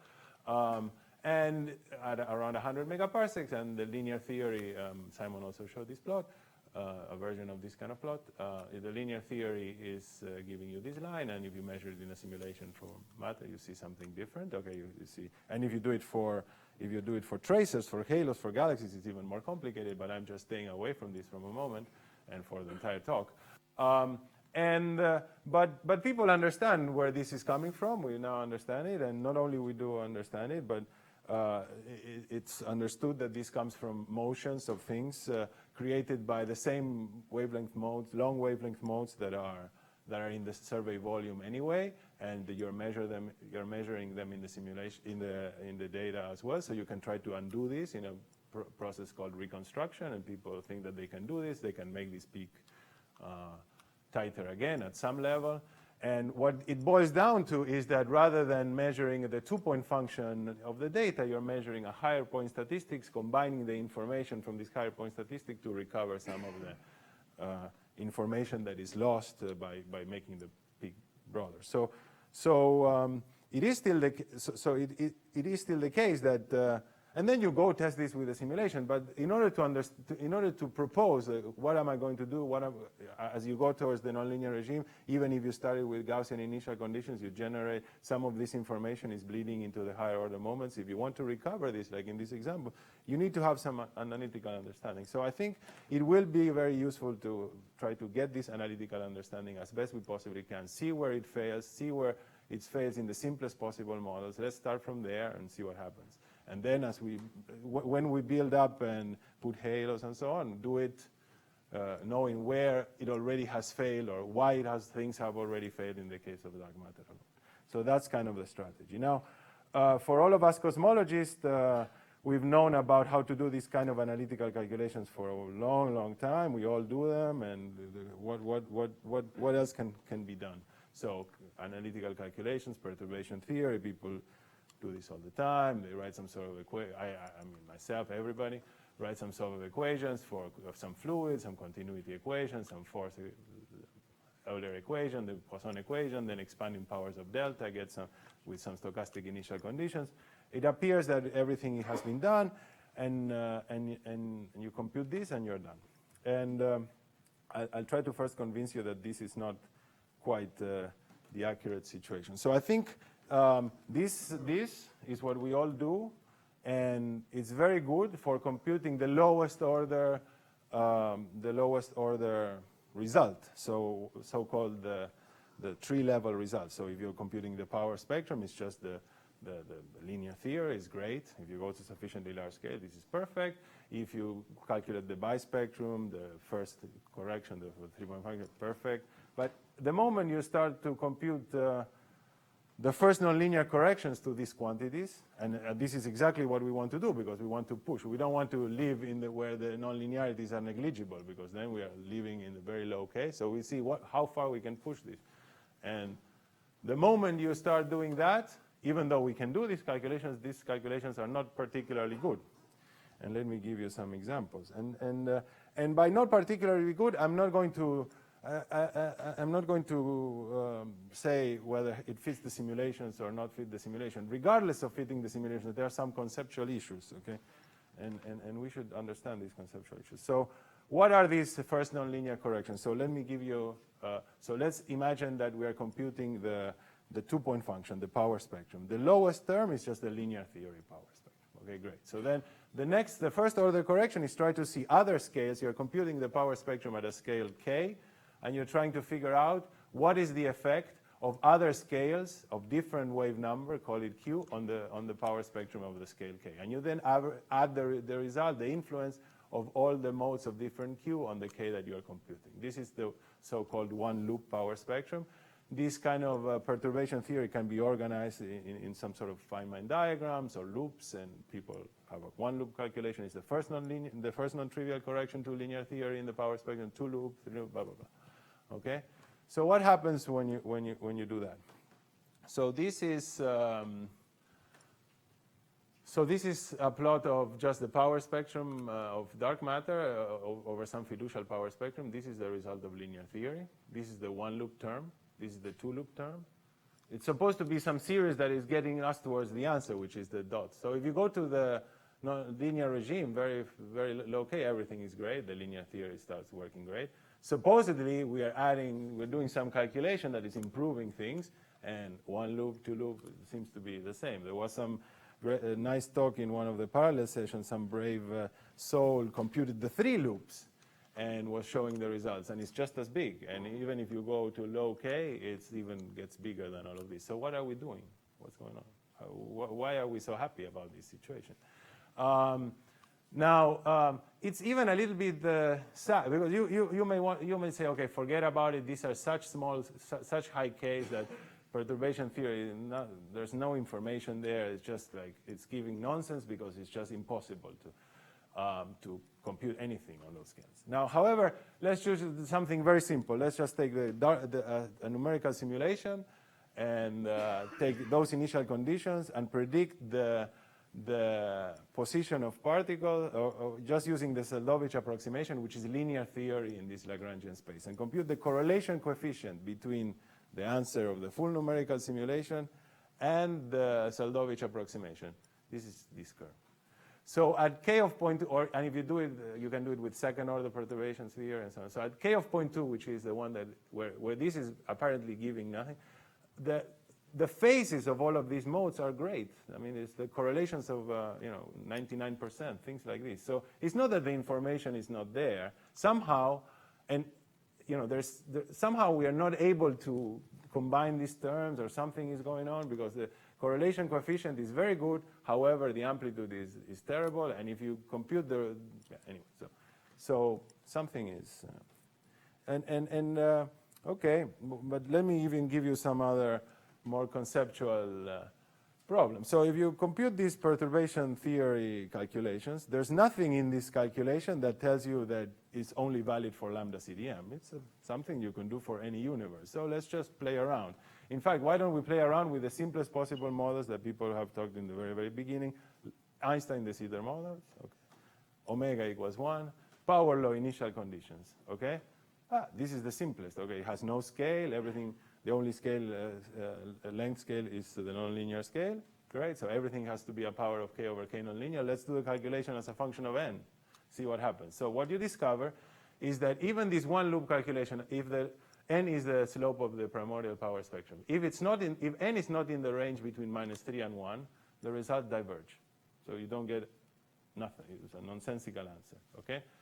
Not only that, it's not that, but on the other hand, say take n equals -1. You just run the simulation, call your friend, or go to the archive. It's just some curve. It's nothing special. Okay. There's nothing going on. So how come? What's going on? How is it possible that there's no red flag? The recipe says do this, do that, and you get a nonsense. But it's nothing bad in the simulation. It's just a standard thing. Furthermore, you can say, okay, who cares? I mean, for our universe around the nonlinear scale, n is equal to -1 point something, -1.5. It lives in this range. It's okay. Forget about it. Just do it and just forget about it. But if you do 2 loops, this range here of acceptable n's shrinks. If you do 3 loops, it shrinks again. If you do, there always comes if you do a power law, there always comes some n in which it diverges. So clearly we're missing something, we're doing something wrong, okay? So if we are going into this era in which we want to compute everything to 1%, shouldn't we be able to do it in the case where we know the answer, and even if it's the simple answer, okay? So that is what I would claim is the state of the situation, and we were not so happy with this situation, even though this looks like an academic problem, and so so we started to try to see what is missing. Okay, so we would want to have a way of computing things in which we'd get an answer for any n, and it's just an answer, and hopefully it fits the numerical simulations. Okay, but first let's try to get an answer. But what is happening? What is happening is very clear. So perturbation theory is supposed to be able to calculate things on large scales, not on the very small scale. So there's some scales, a magic scale related to the nonlinear scale, in which perturbation theory is just not applicable anymore. Okay. Now, when you are computing these loop calculations, you're doing an integral over the effects of every scale on the scale of interest. And you're also including the effects of these scales in which perturbation theory is not giving the right answer. In particular, for some of these models, the perturbation theory is giving an infinitely wrong answer for these modes. Okay? So your answer is nonsensical. But the problem is that this part is not to be trusted. This is not something that you should be included. You can include because it's not something that you're computing correctly. So this is the source of the problem. Now, if you realize, so what do you do about it? So you just relax and accept this problem.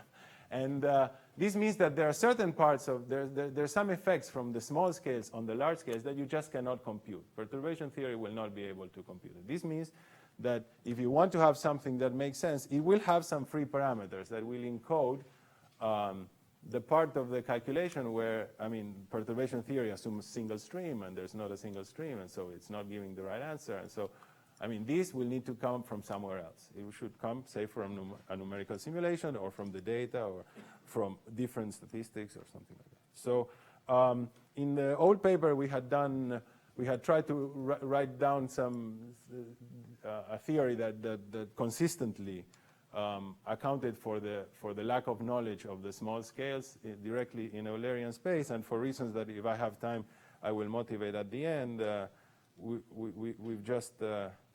We've been trying to do it in Lagrangian space related to the BAO. The reasons are related to the BAO. So what is the story? So what is happening? I think this is very easy to understand what you need to do, and the goal then would be to have a way of calculating, and you get an answer that is finite, and that at least is finite. Let's just start with that. So clearly the issue is that we do not want to follow the details on the very small scales. We only want to follow details on large scales. So let's start by doing the following. Take the initial conditions and take some little regions and try to follow these regions, just their centers of mass, how they move. But now they have to be regions of some size, because I don't have a way, perturbation theory is not allowing me to compute anything on very small scales. So I just get around this problem by considering regions of a given size. And they evolve, they have some shapes, they move around. So clearly, if I'm following objects which have some size, the way they move around and the gravity they create is not the one of point particles, because if they have a size, and if, for example, if they have a quadrupole moment, they will create gravity slightly different, they will move around in a slightly different way. So if we are talking about now a theory of extended objects, this theory of extended objects will be characterized by the multiple moments, okay? So at the end of the day, this theory of, this perturbation theory, this effective theory that we're talking about, is just saying that we have to live with the fact that we have to take some little regions, and these regions are extended, and so they have some size, and they're finite size effects.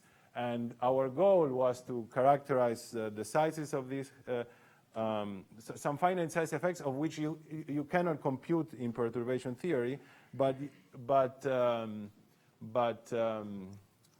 you can characterize, or you can somehow have a handle on them. And that's so the question is how, if you want to follow the dynamics and get an answer with a given precision, how many multiples of these regions you need to keep, what properties of how these multiples behave do you need to know. And because you are computing correlation functions, the bottom line is that what you care about is the response, how the quadrupole of a region depends on the fact that there's an overdensity somewhere else. So if there is an overdensity, a large wavelength mode, the quadrupole, how it deforms. So that's a parameter that is outside what we can compute from the perturbation theory. And you need to know this to the, okay, in principle, you need to know the quadrupole, the octupole, and so on. But imagine that you just want to do a calculation that is valid up to the equivalent of 2 loops. And in that case, you only need the quadrupole, and you only need to know the quadrupole at the lowest possible order. So how it responds to the linear density field. So there's one, for that kind of calculation, there's just one free parameter. So in general, what you want is to describe the motions of objects that have a shape. They have a quadrupole moment, so their force, the way they move, depends on the gradients of the potential, but also on their quadrupole moment. I mean, this is just standard. The way they source gravity is also through their quadrupole moments. And as I was saying about the quadrupole moments, all you need to know is kind of the response of these quadrupole moments to the faraway tides. And because you only need to know them,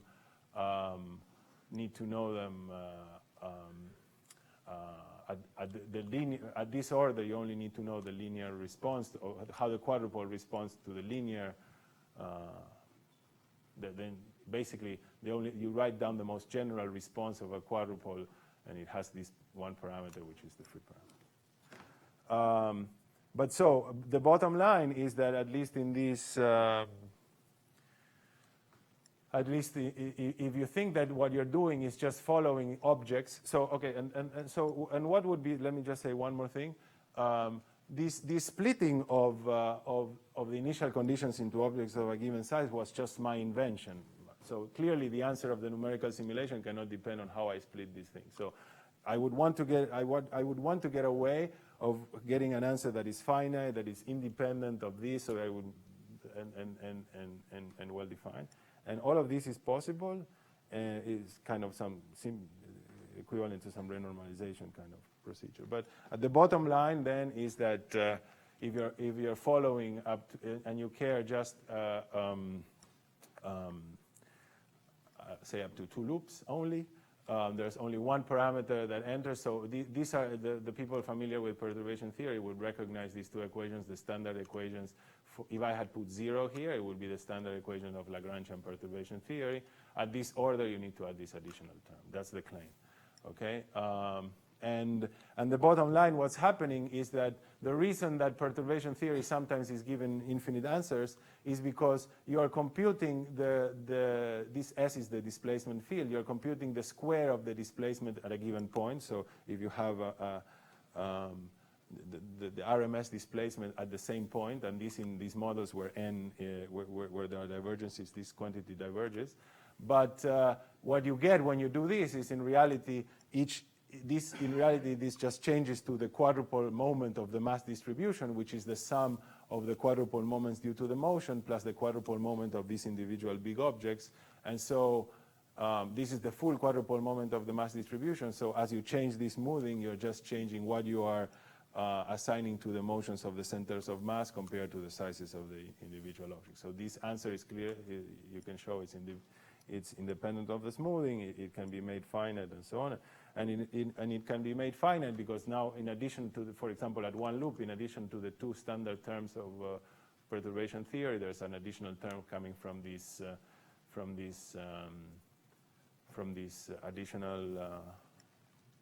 additional quadrupole response force that has the exact right properties as a function of k and so on to cancel. So it's the non-trivial check is that this term has the exact same k dependence as the divergent, the bad pieces that you get, and you can fix it in this way in a renormalization type. So the bottom line is that I mean in something like this, you especially if you're talking about scaling universes, which is the very simple case. In that case, you know there's nowhere to hide. You know exactly these terms, how they depend on everything is a function of k over k nonlinear. You know exactly all of these terms, how big they are relative to one another, and you know, for example, if you consider a scaling universe with a spectral index similar to the one of the nonlinear scaling universe, what you discover is that the biggest correction is the standard one-loop correction of standard perturbation theory, but only down by a square root of k over k nonlinear is this quadrupole response term. Then there comes the two loops. So you should never do a two-loop calculation without including this term, which is bigger. And then there's other terms that you can keep including. And the other bottom line is that if you just care about computing the power spectrum, these rules tell you that if you just care about computing the power spectrum of the density fluctuations up to less than 3 loops, because 3 loops is too complicated. Of course, somebody has already done it, but okay, for me it was too complicated. There's only one parameter that you need to fit. So this is not my work. I'm just here flashing some transparencies that Leonardo Senatore gave me just to give you some ideas. So he has been trying to do this in fitting to some simulations. So it's again showing the same kind of plot of p over some fiducial p. The linear theory is this green curve, one loop, the standard calculation, 2 loop, that is much, this thing that looks like it doesn't converge. And he gets one parameter to fit, so this has one parameter fits, but this is the result for one loop that you can say, okay, it's much better because it has fitted one parameter, but the two loop term even gets better, contrary to what happens here, and it has no additional free parameters. So I don't know, this needs to be done more carefully. The other thing that I want to stress with this is that all of these calculations come with error bars, so it's not that you make a calculation and you compare to the simulation, and when it doesn't work, okay, that's where it fails. No, you need to be able to tell me in advance where this should fail. This is the test that you're understanding what's going on, okay? So these calculations come with error bars. I mean, according to him, these are in the series what are the next terms, and he plotted them, and the place where this starts to fail is exactly the place where one of these terms is getting big. So it's nothing appears out of the ordinary. So it appears to be. Okay, I would say some general lessons from this EFT is that the small scale dynamics is something that is not captured by perturbation theory. This is the source of these problems. You have to live with that. You will have to get, but these mistakes have very characteristic sizes that you can estimate and scale dependencies. So you know how many more terms or the errors, you know things about those terms. It's not that it's a free for all. If you're just doing a calculation up to a given precision, there's only a small number of parameters, in this case up to 2 loops, which is kind of only 1. The calculations come attached error bars. And the other thing that I wanted to mention is that we're not really strangers to this fact that the small scales we need to model in some way. And this is exactly the same we're doing with bias, okay? So, and basically, we just, at the end of the day, we have to write the most general parameterization of the bias. For the dark matter, we have a little bit more handle on the kind of terms that you can write and how big they can be. But again, there's the same kind of story. So let me just spend the last couple of minutes telling you about the reason why we started to do this we had done this in Eulerian space, and I gave you the version of it in Lagrangian space. And the reason we were doing this is because there's another issue with this. This is not a big deal, but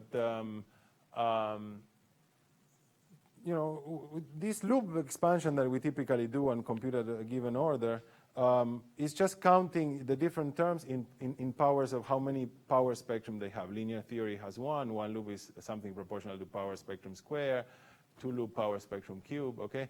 But however, living inside of this power spectrum square, power spectrum cube terms, there are terms of very different sizes. So these are really a bad organization of the calculation. We think we're doing something that each term, but inside of there are big terms and small terms, and to the extent that some of the big terms we want to sum up to many loops, but the small terms you don't really care. An example of this is that inside of the one loop lives, so if you want the correlation function and the BAO scale, obviously, for example, you would say that if you want a 100 megaparsec region, it can have an overdensity or another density whose typical RMS fluctuations has to do with the correlation function on a 100 megaparsec scale.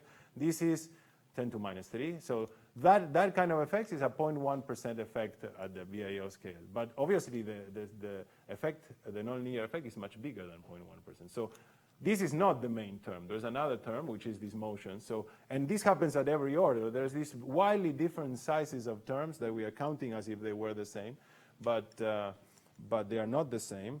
And in particular, in Lagrangian perturbation theory, some of these terms, the biggest ones, the one of these motions that have nothing to do with any dynamics, they are already added up to higher orders. So that's the reason to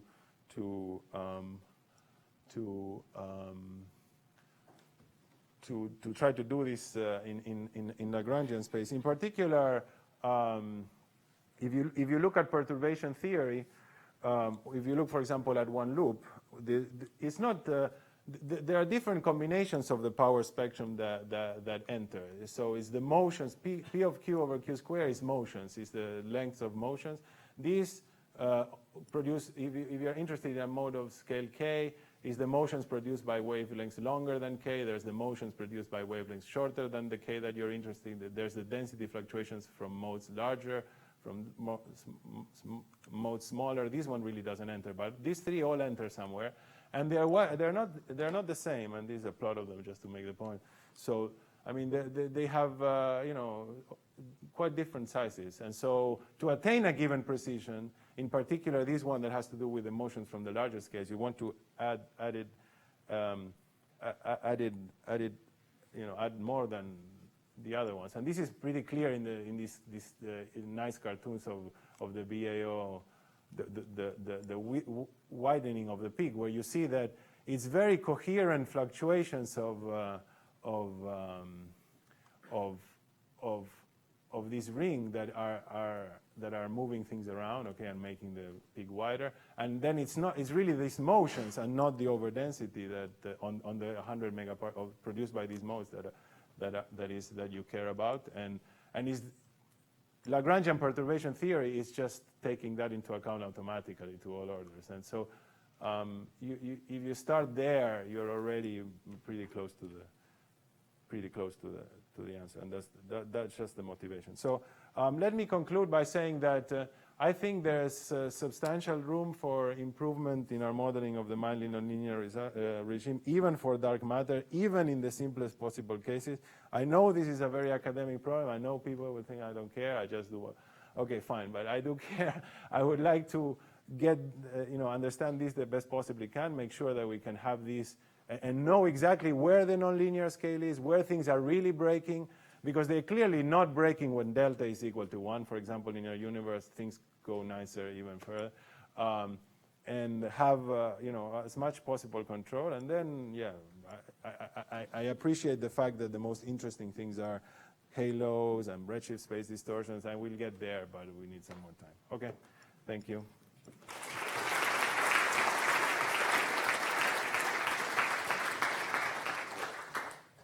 Thanks, Matthias. Questions? Perhaps I'm sure you know this. In effective field theory approach, there are two scales. One is your infrared, where constantly the super Hubble modes are entering into my Hubble, inside my Hubble radius. And the other is your, of course, this UV mode where you're saying the lambda.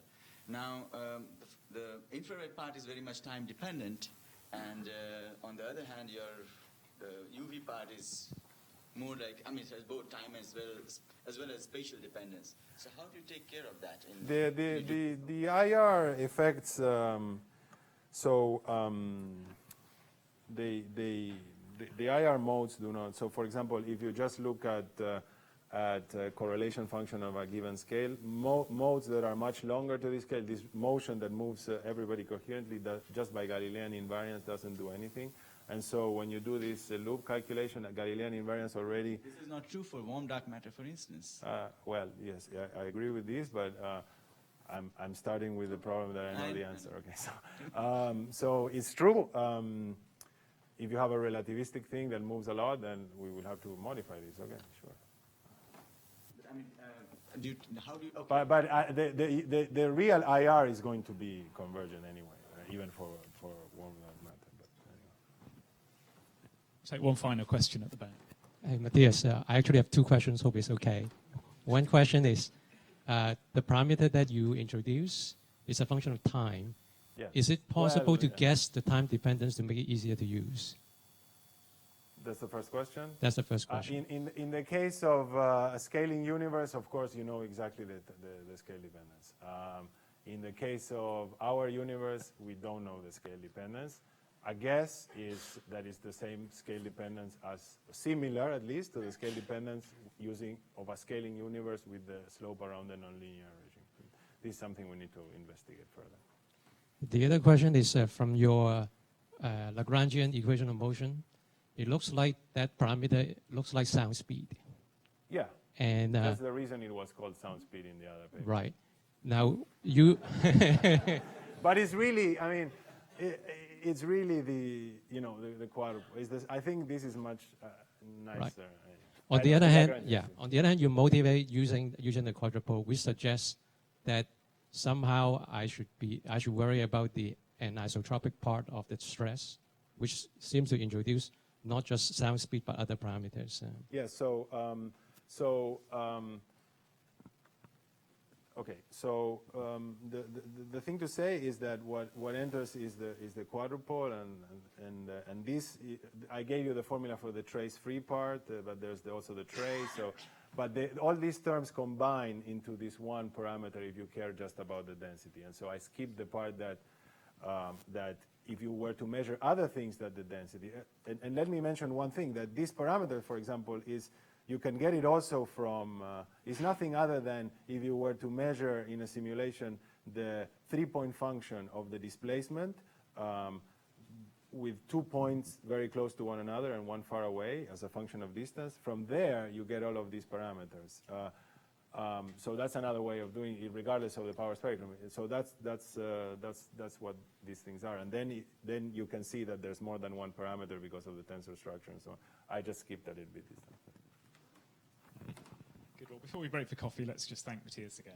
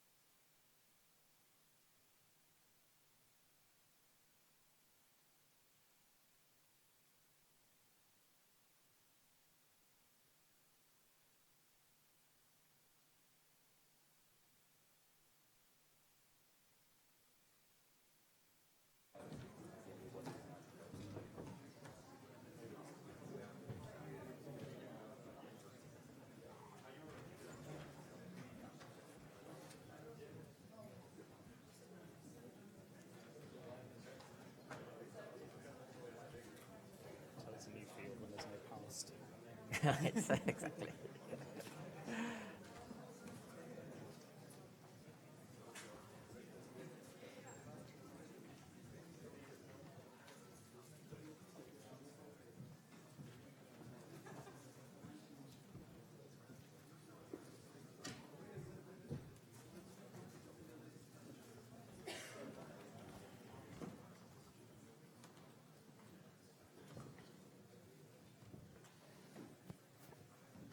Okay, well, welcome back. Just before we start, I just want to make a couple of announcements about activities this afternoon and this evening. So, first of all, lunch will happen as usual upstairs shortly after 1 o'clock. But then there's nothing scheduled for this afternoon until the public talks at 5 o'clock. So those of you who are going to that and have got tickets, the first thing to remember is the talks are not here. Right? They're at Lady Mitchell Hall on the Sidgwick site, which is most easily accessed from Sidgwick Avenue. So you should have a map in your conference bags, which shows you where you need to be. And I've been informed that the doors open at 4:30, and you're advised to get there pretty much at 4:30. Don't leave it until 5 to 5, because you probably won't get a seat. People who'll be leaving from here, you're advised to leave at about 4:15 or shortly afterwards. It takes about 15 minutes to get there. And there is a walking route which is marked on a map, which is up by the registration desk upstairs, if you're not sure of which way to go. Hopefully some locals from here will also be going at about that time, so you can tag on and follow them. And then the final announcement is any of the student helpers who are helping out at the event this evening, if you could be there at 4 o'clock promptly, that would be much appreciated. Okay, great. So we're going to continue now with our large-scale structures theme, now looking at a new observable. We're going to have Wei Li Pen telling us about 21 centimeter cosmology. Right, thank you. As Anthony pointed out, this title doesn't have past in it. So 21 centimeter cosmology until very recently had about as much observational evidence as string cosmology or quantum cosmology or any other words that go together with cosmology, but no data. So I'm trying to map out where we have currently gotten to, and hopefully that this is slightly less futuristic than the experimental tests of string cosmology, and what people are doing to make this field a precision field of the near future. So I want to just start off from the broad brush overview of why some people we want to be thinking about 21 centimeter structures. And that's because we've heard over the last few days that the microwave background, which has been the most successful quantitative precision measurement in cosmology, based on about a measurement with Planck of order 10 to the 7 modes. If you ask how many independent things you could measure, probably up to about 10 to the 7 is how many things we have measured so far. And we have almost cosmic variance saturated what we'll be able to do with the CMB. So there's not much more go, certainly not on a logarithmic scale. That's why people have eyeballed that, well, with 21 centimeters, there are 10 to the 18 modes you could go after. So there's another, 10, 11 orders of magnitude in things you could count and things you could get more precisely. So that's what motivates a lot of these discussions. I think it'll be a little bit up to you to assess at the end of this of how far away we are from getting 10 to the 18 modes. But we are slowly getting in that direction. So let's start with 1. Right now, until recently, it was 0, and that's not a good number. It's a very good number, but not good for doing cosmology. And then there's the practical issues I'll go into of what it does. So is this the analogy of a laser pointer? I push on that. There we go. So this is from a nice cartoon by Matthias and Max some years ago of what the universe looks like. We of course all know that Copernicus got it all wrong, and we really are at the center right here, looking out at the 21 centimeter, at the CMB horizon. So I think Ptolemy would be very happy looking at the screen. And of how far we've been able to see, so these rings are not planets, these rings are redshift rings that we have observed out to. And roughly speaking, this slide is a little bit aged now. Of course, the boss has gotten maybe twice as far as this red curve would indicate. But the broad view of it is that, in fact, in the 21 centimeter, you could map the universe out to redshift maybe 50. It's kind of distance you might be able to map. So there's a lot of volume that is still uncharted. And in co-moving scale, which is roughly what this is, it is actually a misestimate of how much information there is, because the information that you have access to goes as, obviously, the Hubble is just the radius of this plot, but there's a denominator, which is the smallest pixel, that contains meaningful information, which is given as either the nonlinear scale or the Jeans length. This is the smallest scales at which we think we could productively extract information, and that pixel scale gets smaller as you go out. Okay, so in fact, almost all the information is contained out at the very furthest edge that you could map to by a large factor, not just r cubed, but r to the 6 or something is the volume information weighting. Okay, so however far you can get, all information is sitting at the last shell that you're going to be able to observe on this map. And so 10 to the 18 is what you get by taking the Jeans math before reionization at redshift, say just around here, or however far you think you can see, and multiplying it by Hubble cubed. Gives you this number of something like 10 to the 18, give or take a few orders of magnitude of what redshift you're going to make this reionization happen at, which is somewhat uncertain. And if you want to think ambitiously, well, with this, all you did is you took like Planck, you can measure something from a Gaussian random field to square root of n accuracy. Then square root of 10 to the 18 is 10 to the minus 9. So you might be able to measure something to 9 significant digits, perhaps. If you just plug away, which ambitious, Matthias is right here. When you plug forward, you can say, well, if you translate it into things like FNL or R or something, you get quite small numbers, 10 to the minus 8. In fact, Daniel already has shown that you get effects bigger than that just from scalar-generated gravitational waves. FNL, just plug in root n, and obviously these opened up in new games that you could think about measuring in principle. There's a lot of in principle in here. But that's, I think, the motivation why people say this has an almost unbounded potential. And then the question is, how far away are we from this unbounded potential, both theoretically and practically speaking?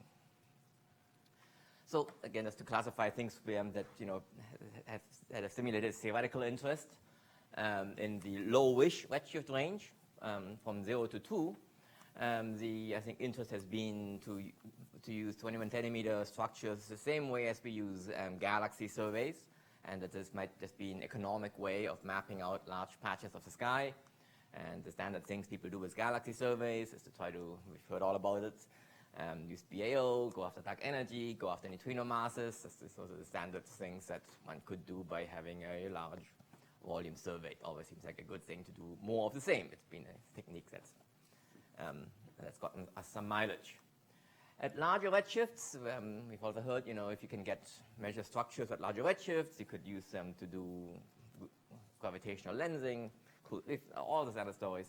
At the higher redshifts, where I keep emphasizing, which is where all the information really sits, so this, infinite reservoir of information that's really at redshifts greater than 10. There have been a recent flurry of papers of things you could do to look for gravitational wave fossils and other things. So that's already started to stimulate, at least thinking forward.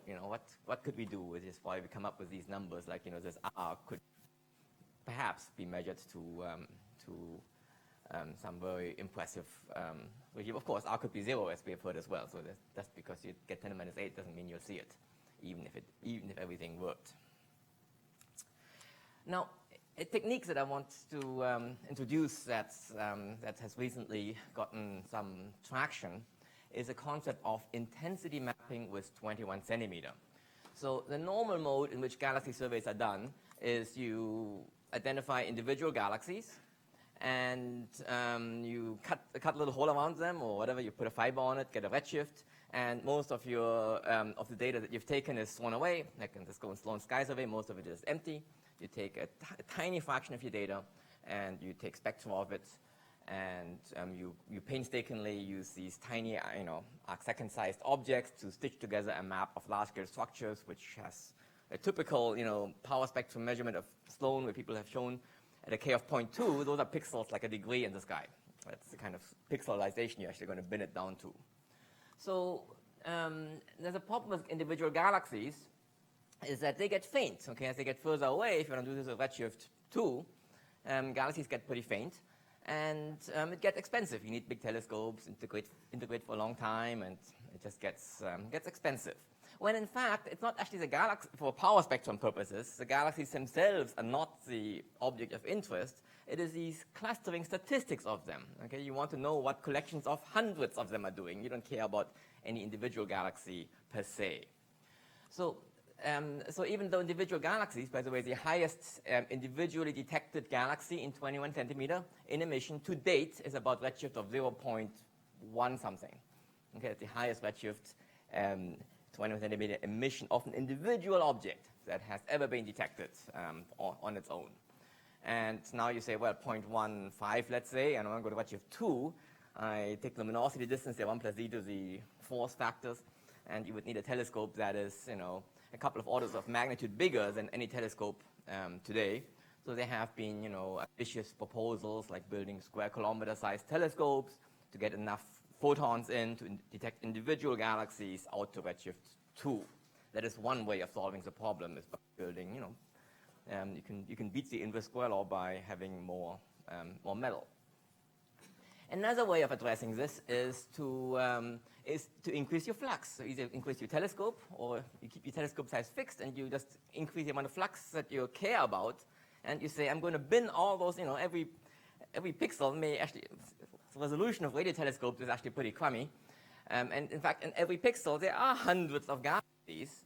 So if I don't insist on detecting any individual one, the collective flux actually is not that tiny, and a few hours of integration can actually get you a detection. And as we know from the CMB world, the optimal depth of a survey is to reach a signal to noise of around 1 before you go on to the next pixel.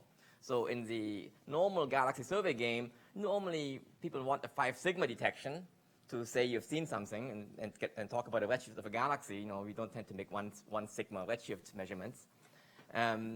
For a power spectrum purpose, 1 sigma is a good place to be. You detect it at 1, you measure the fluctuation at 1 sigma, and then you go on to the next pixel. So you only need 1/5 the amount of signal to noise, and you've got 100 times more galaxies, so you need about a 500 times smaller telescope than if you wanted to do individual galaxy detection. And this factor of 500 is substantial, right? So instead of needing a square kilometer, you can actually try to do an existing telescope, which is what in recent years, since about 2008, people have pointed out that this might be an economic way of using modest-sized, even existing telescopes to map redshift surveys to a redshift of a few. Now, this is in principle, it sounds straightforward. If all you are limited by is photons and thermal noise and flux, this actually could be, would be quite straightforward. In practice, this is what we want to measure, something like this. Here again, the thing to look for is not the individual little dots, but the large-scale structure traced out by them. Now, when you actually make a map in the radio, people have done these maps. This is a Haslam map made 40 years ago. This is what the sky looks like. This is redshift 2.5, okay, on the hydrogen line. The structures you see is not hydrogen and not at redshift 2.5. This is synchrotron of the galaxy at redshift 0. These are all within about a few kiloparsecs of us. So this is things right in front of your eyes. The typical temperature here is maybe a few Kelvin. It's a typical emission. And underneath this emission, there is maybe 0.1 millikelvin, so a factor of 10 to the 4 down from this. There is 21 centimeter structure. Okay? And these telescopes that were used, was done with Bonn and with Effelsberg and with Parkes, those actually, just by thermal noise, actually are sensitive enough to see those galaxies if it were not for these overwhelming foregrounds, which is what you actually see is this. Okay? What you see is not the 21 centimeter structure. So that's what's been but what's been stopping this from happening for the last, say, 40 years? So, if it went, we could have done this. This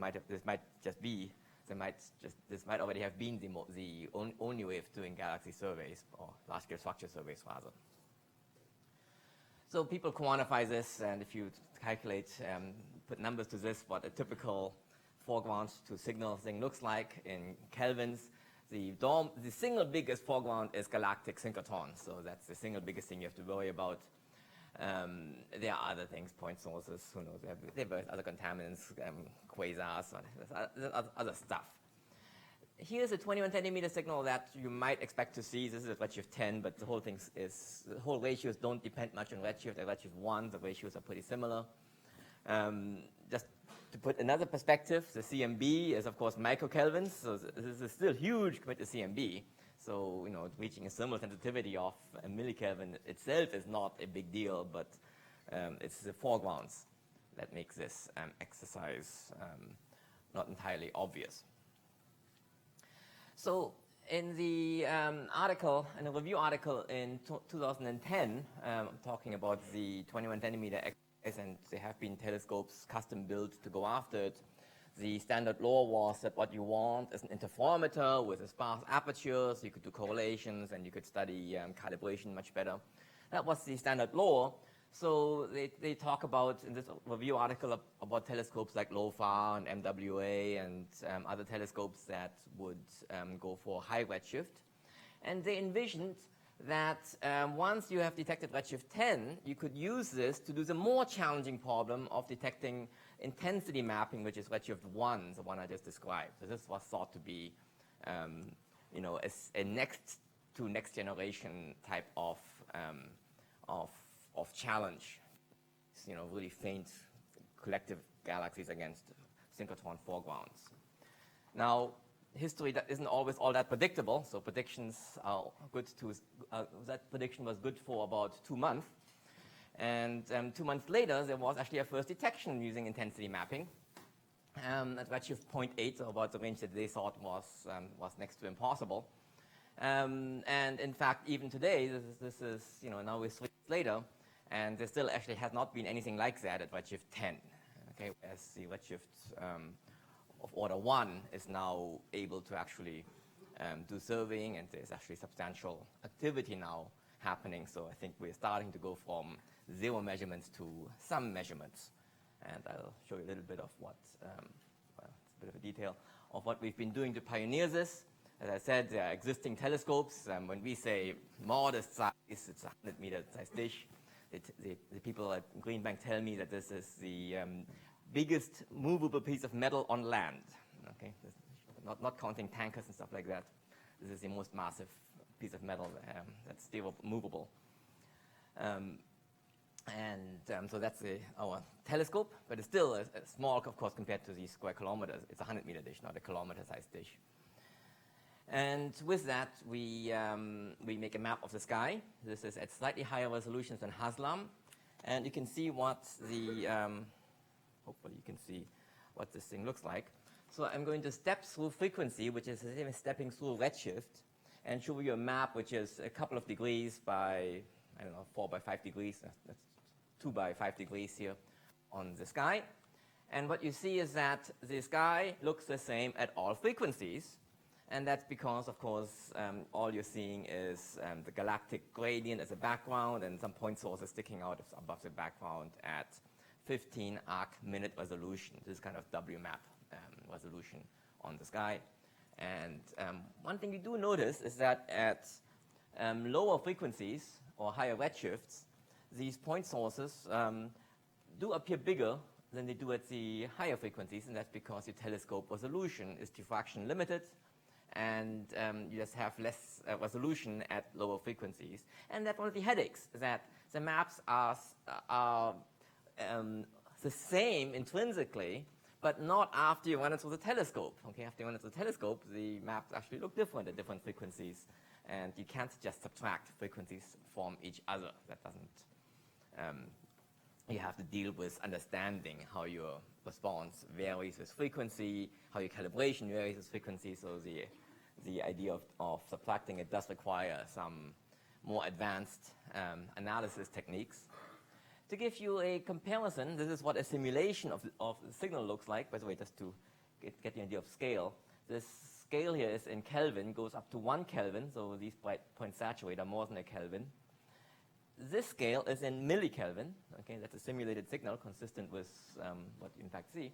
And here you see, of course, the striking feature that the 21 centimeter structure looks different in every redshift slice, okay, that's what we're looking for. And the previous one was what we actually see. And this is a factor of more than 1,000 below the structures that we are seeing. And the question is, how do you deal with that? And that's been the basic conceptual challenge in this 21 centimeter detection game at higher redshifts. So what we do is we do a model subtraction. We degrade, we try to understand our beam, try to degrade all maps to a common resolution, try to subtract them from each other. And when you do that, we actually get maps that then look like only thermal noise. Now, it turns out that this map is still a bit shallow. That's a signal you expect to be about 1 millikelvin. Our noise is still substantially higher than our signal.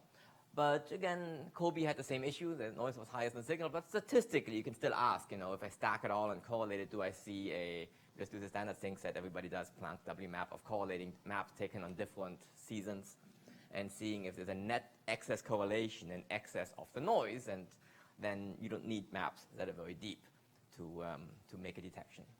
And here is what you see with 2 different types of measurements. One is, this actually is a correlation of this map against an optical redshift survey in the same field, the Wiggles survey that we've heard about earlier. And you see that the cross power has a substantial detection. I think this is formally a 7 sigma detection of the cross power. So the 21 centimeter is really tracing out the same cosmological structure as the optical galaxies. And that's a good sign, presumably they're all tracing the dark matter we're looking for. So that means, yes, the signal is there, and the foregrounds do not dominate the noise. These noise error bars are perfectly consistent with coming from just thermal noise and nothing else.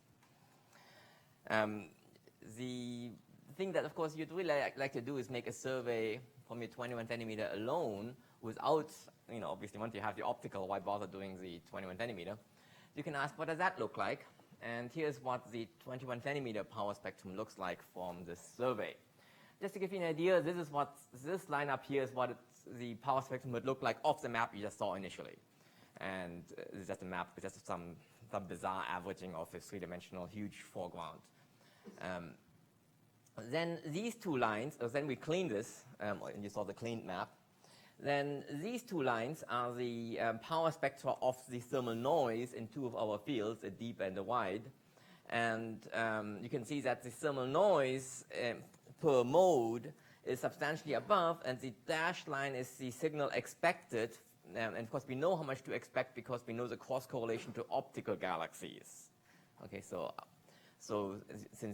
we actually know what the signal should be.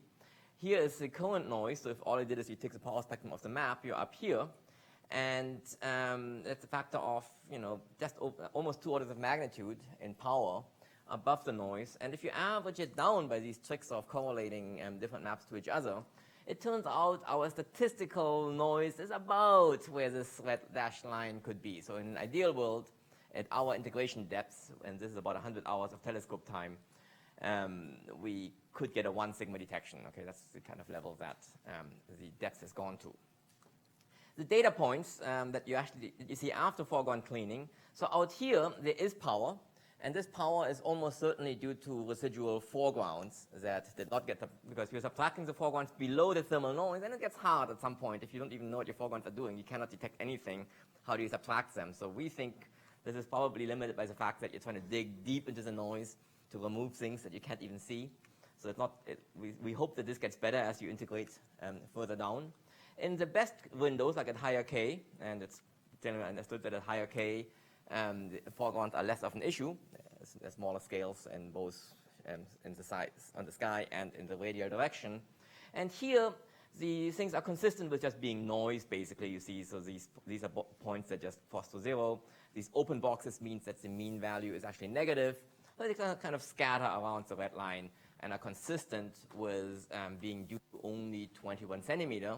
And in fact, we can put a bound of how much foreground or stochastic 21 centimeter signal there could be, given this data, which is, as we said, it's kind of at the 1 sigma type of level that we can measure these things. But it just shows that we do get down there. Okay, there's nothing stopping us from getting down to the power spectrum, and certainly in this range, we're not saturating based on any foreground. And if you now put it into a likelihood of how much hydrogen there is, and now we get both as I said, a lower bound from the cross correlation with the optical galaxies, and an upper bound from the fact that the thermal noise plus everything else cannot be more than the hydrogen we have clustering out there, and we get we get to constrain it within about a factor of 2, which is what you get for about a 1 sigma detection. So this means we have our power spectra down to the levels to continue surveying. So I don't know if you want to call a 1 sigma detection or not. That's probably not the right word to use here. But it's now consistent with reaching the levels that you need, and it's a matter of spending more time or having faster survey telescopes. So this has now stimulated a flurry of activity. And there are a bunch of telescopes under construction or under planning or under proposal to actually map this faster. So the Green Bank telescope has currently that's done with a single pixel detector. And if you've heard in CMB, John was talking about 10 to the 5 pixels. We're starting with 1. Right now they're building 9. 9 is 9 times more than 1. Which you've got to take it a step at a time, and that's under construction, hopefully to be deployed about next year on the Green Bank telescope, and then in 100 hours, instead of getting to our level, we should get 3 times deeper in thermal noise. So we should just be making deep maps with the new 9-beam feed. A more ambitious telescope under construction is the CHIME telescope. I'll talk a little bit more about. That has 1,000 beams, also a 100-meter telescope. Okay, so this should be ready in about 2015. So it's currently under construction. It's funded. So that's a telescope that hopefully will just map the whole sky down to a 1 sigma kind of pixel noise level out to Redshift 2. There are other telescopes that are currently other experiments under construction. So the Nancy telescope is building a survey feed. The Parkes telescope has now gotten funding to build an intensity mapping phased array feed to, again, increase the survey speed for slightly lower redshifts. There's a 10 Light telescope certainly under engineering in China, which is probably going to go for a lower redshift range than CHIME is, but these are all experiments that are currently moving forward. There are also proposed experiments, one called Bingo from Manchester here, one called Baobab from Berkeley, that have been proposed to do surveys all in a similar type of parameter space. So this is starting to populate a number of experiments, all based on a 1 sigma detection, which is at least you got to start somewhere, right? So hopefully we'll go from 1 sigma to a very large number of sigmas in the next few years, right? These are talking about in a year, maybe another year. So within 1 year, probably these 3 should be taking data, hopefully, and then a few more years. And so the CHIME telescope is currently under construction for the first phase. Again, we hope to get online later this. I don't know whether when we say late 2010, it seems to me probably requires 2010 to have more than 12 months, but it's at least not far in the future. With the full thing operating hopefully before too long. It's a drift scan telescope that. These cylinders have the useful advantage that they focus light east-west and geometrically, and in the north-south direction, they're just an electronic feed that can see the whole sky north to south. And as the Earth rotates after 24 hours, you see the whole sky, at least visible from your declination. And you get to make a map of the sky every 24 hours, and you stack it after a few years, you have a deep map of the sky. And this is in numbers, again, if you're a radio enthusiast, the kind of, sensitivity, it does get about a 2 microjansky point source sensitivity per pixel. It's quite a hypothetical number because you're confusion limited way before that. You're confusion limited at probably a Jansky. So this goes a million times below the confusion limits, but for time variable sources, okay, you can see if something changes in flux by a part in a million. So these are certainly if you want to look for pulsars, look for transients. This has a very, very fast survey speed on the whole sky. NVSS, the current standard, has about a 2 millijansky all-sky sensitivity on one epoch. That's 1,000 times fainter than the faintest surveys today. Okay, that's what we're talking about. Foreground abstraction, a theory going on, and we think it's under control. We've got various. This is it. What I'm going to say for CHIME. Thinking futuristically, I think I'm kind of short on time here. I mentioned, currently things that have gotten interest are potentially measuring gravitational waves with this technique. It'll require the next generation after CHIME to be able to do something like that, but perhaps not totally crazy. There is a potential redshift range that I think has potential to be interesting. We don't know yet, but in many scenarios of reionization, there is a period around redshift 15 where there could be a strong absorption signal in the 21 centimeter against the microwave background. So we are going after a 100 microkelvin signal. At those redshifts, the signal could be 100 millikelvin, okay, on the same scale. So the signal could be 1,000 times larger than what we're looking for. Now, the foregrounds are also 1,000 times larger, so I don't want to try to sell this as being any easier, but it's a similar level of challenge. Okay, redshifts, assuming these are models, nobody actually knows what happens, but there's a potential that in this redshift range, with our ability to do foreground abstraction, we may be able to get a tractable, ambitious survey, which would actually be enough to do this kind of R of 10 to the minus 3 or 4 gravitational wave detection, at least statistically. Okay, so this is futuristic, but not, I wouldn't say, at least I think it's something one can try. If the universe cooperates and technology cooperates, it's something that one can think about. I'm just going to conclude here that 21 centimeter cosmology, I think, is obviously has a lot of promise. I think that's been clear for a while now that the promise is huge. The technique of this intensity mapping of any of this 21 centimeter exercise has now an initial, detection in cross correlation and a detection at the 1 sigma, if you want to call that a detection, in autocorrelation, meaning we've been able to remove the foregrounds down to the level we need, and this which has led to a number of surveys trying to exploit this to map the whole sky, the whole universe. So this is something which is moving very rapidly, certainly with CHIME and several of the other ones that I've mentioned that are ongoing. I mentioned that, I think the thing to look forward to is redshift 1, redshift 10, redshift 15. Those, I think, are the 3 epochs at which there is a plausibly detectable signal accessible with current technology and techniques. And I think this has led to, also, apart from the construction and infrastructure that's being built around the world, this also has led to theoretical, more theoretical thought about what we could do. Obviously, it's, I think, important to start thinking ahead. How much money is it worth to us? How much should we invest in such a thing if it were to work? So I think people haven't really thought extensively. Some people here have certainly to think forward of what can we test, what can we learn, how well could we do, what will be the issues in these kinds of techniques, that if and when the data comes in, how much further do we want to be taking this? Thank you.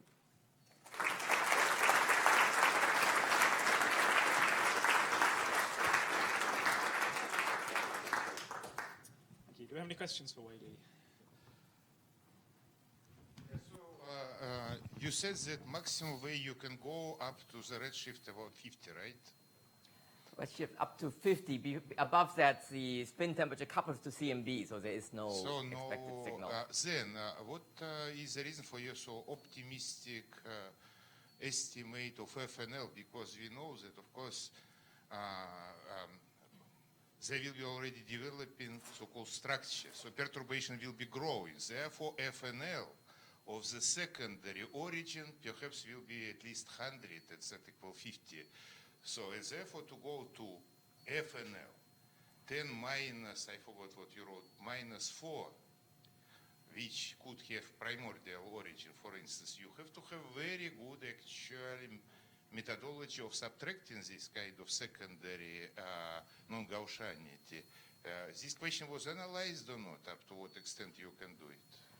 Well, I mean, there I would just say that of the existing techniques that people use to go after FNL, some of them are based on local galaxy surveys that are even much more nonlinear than what we're talking about.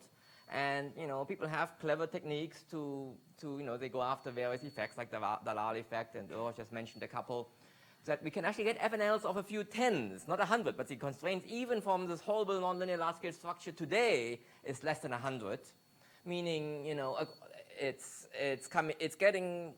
doing surprisingly well if you pick the right configurations that are robust to nonlinear interactions. That's the goal. Now, I think you do put your finger on an important conceptual question that as an upper bound, okay, I think this is fairly robust. Given that I don't see it, then the sum of my nonlinearity plus primordial is presumably less than this number.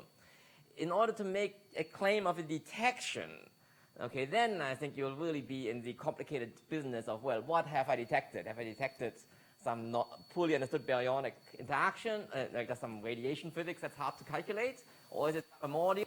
And I think that's something, you know, you think about in any of these aspects, whatever technique you use to go after FNL, because we're already going in the regime where even at the CMB, the effects you mentioned can be a few.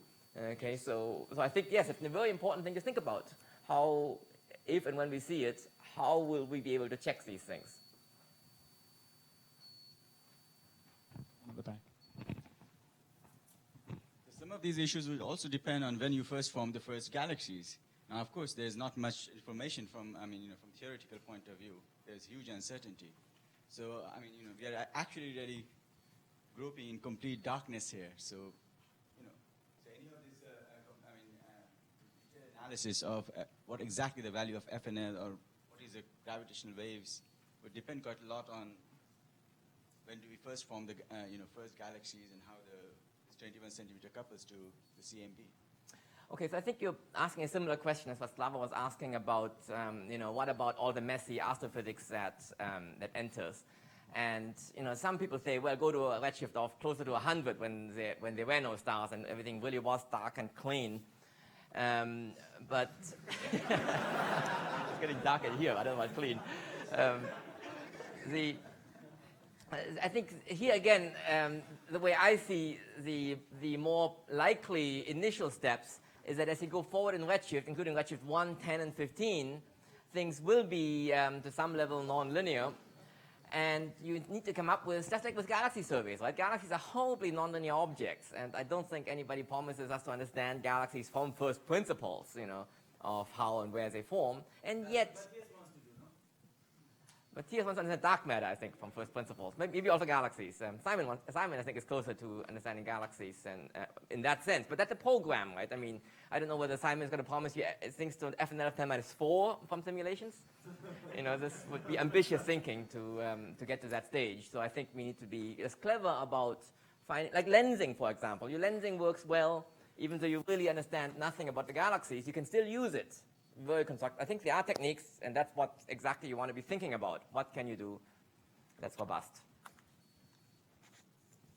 We'll take one final question from Anthony.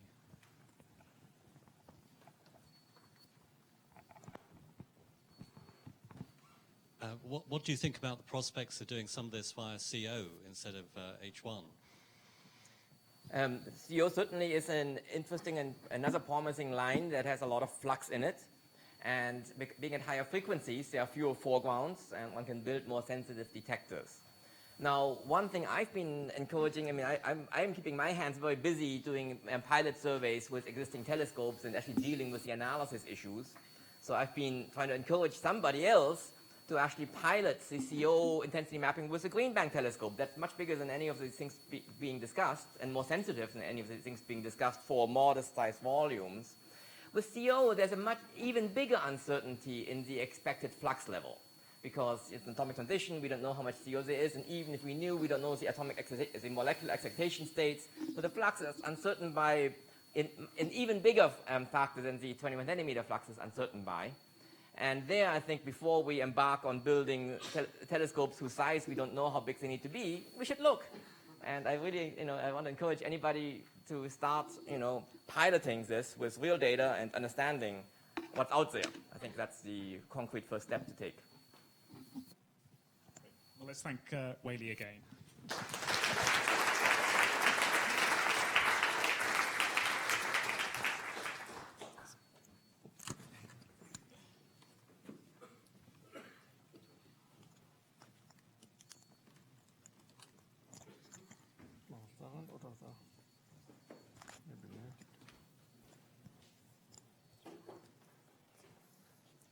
And this one works like great. Okay. Okay, so our final speaker today is Andreas Ringwald. He's going to tell us about the quest for axions and other WISPs. So thank you very much for the invitation to speak here. It's in fact the first time I'm in Cambridge. I was often to Oxford, but never in Cambridge, so very nice. So how do I get forward? I'll just do it here. Thanks. So there are plenty of dark matter candidates spanning a huge range in masses and couplings. So there are and two classes in this huge range of dark matter candidates stand out because of their convincing physics case and the variety of experimental and observational probes. So the one class which is most often discussed, I guess, are weakly interacting particles, WIMPs, such as neutralinos. But there's also very nicely physics-motivated class of very weakly interacting SLIM in the sense of ultralight particle, so-called WISPs, such as axions. And the plan in my talk, I will concentrate on these lesser discussed particles, namely on axions and other WISPs. So I will first try or talk about the physics case for axions and axion-like particles, which I will call ALPS. And then I will talk about the nice fact that there are many different experimental probes and searches for axions and axion-like particles going on, which will deeply dig into the good motivated parameter space of axions and axion-like particles. Now the axion was first introduced not as a solution for a cosmological problem, of a problem in cosmology, but rather in order to solve a problem in strong interactions or in QCD. Shortly after the invention or the proposal of QCD as the theory of strong interactions, it became clear that the fundamental parameters of QCD are not only the strong coupling alpha S, the quark masses m up, m down, and strange, and so on, but also there's another fundamental dimensionless angular parameter, theta bar, which consists of a vacuum angle plus the argument of the determinant of the quark mass matrix. So this dimensionless parameter, angular parameter theta, multiplies the topological charge density in QCD, which is essentially the contracted gluon field strengths contracted with the dual gluon field strengths, and this term violates it's essentially in column magnetic and electric fields expressed as EA dot B dot. BA violates T and P and thus CP, And so one, in order to measure this quantity or find a value of this quantity, one has to look for T and P violation in flavor conserving interactions.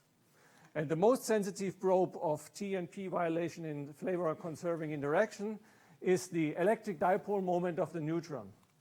Now, experimentally, we know that the electric dipole moment of the neutron is less than 3 times 10 to the minus 26 e centimeter. However, if one calculates this in QCD and expressed in terms, it will be, of course, proportional to theta bar and some hadronic quantities like the quark masses and the neutron mass.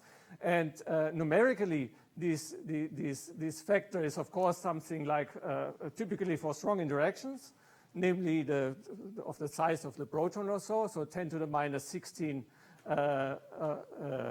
centimeter times E times theta bar. So normally, because this is just an angular parameter comprised or given by a sum of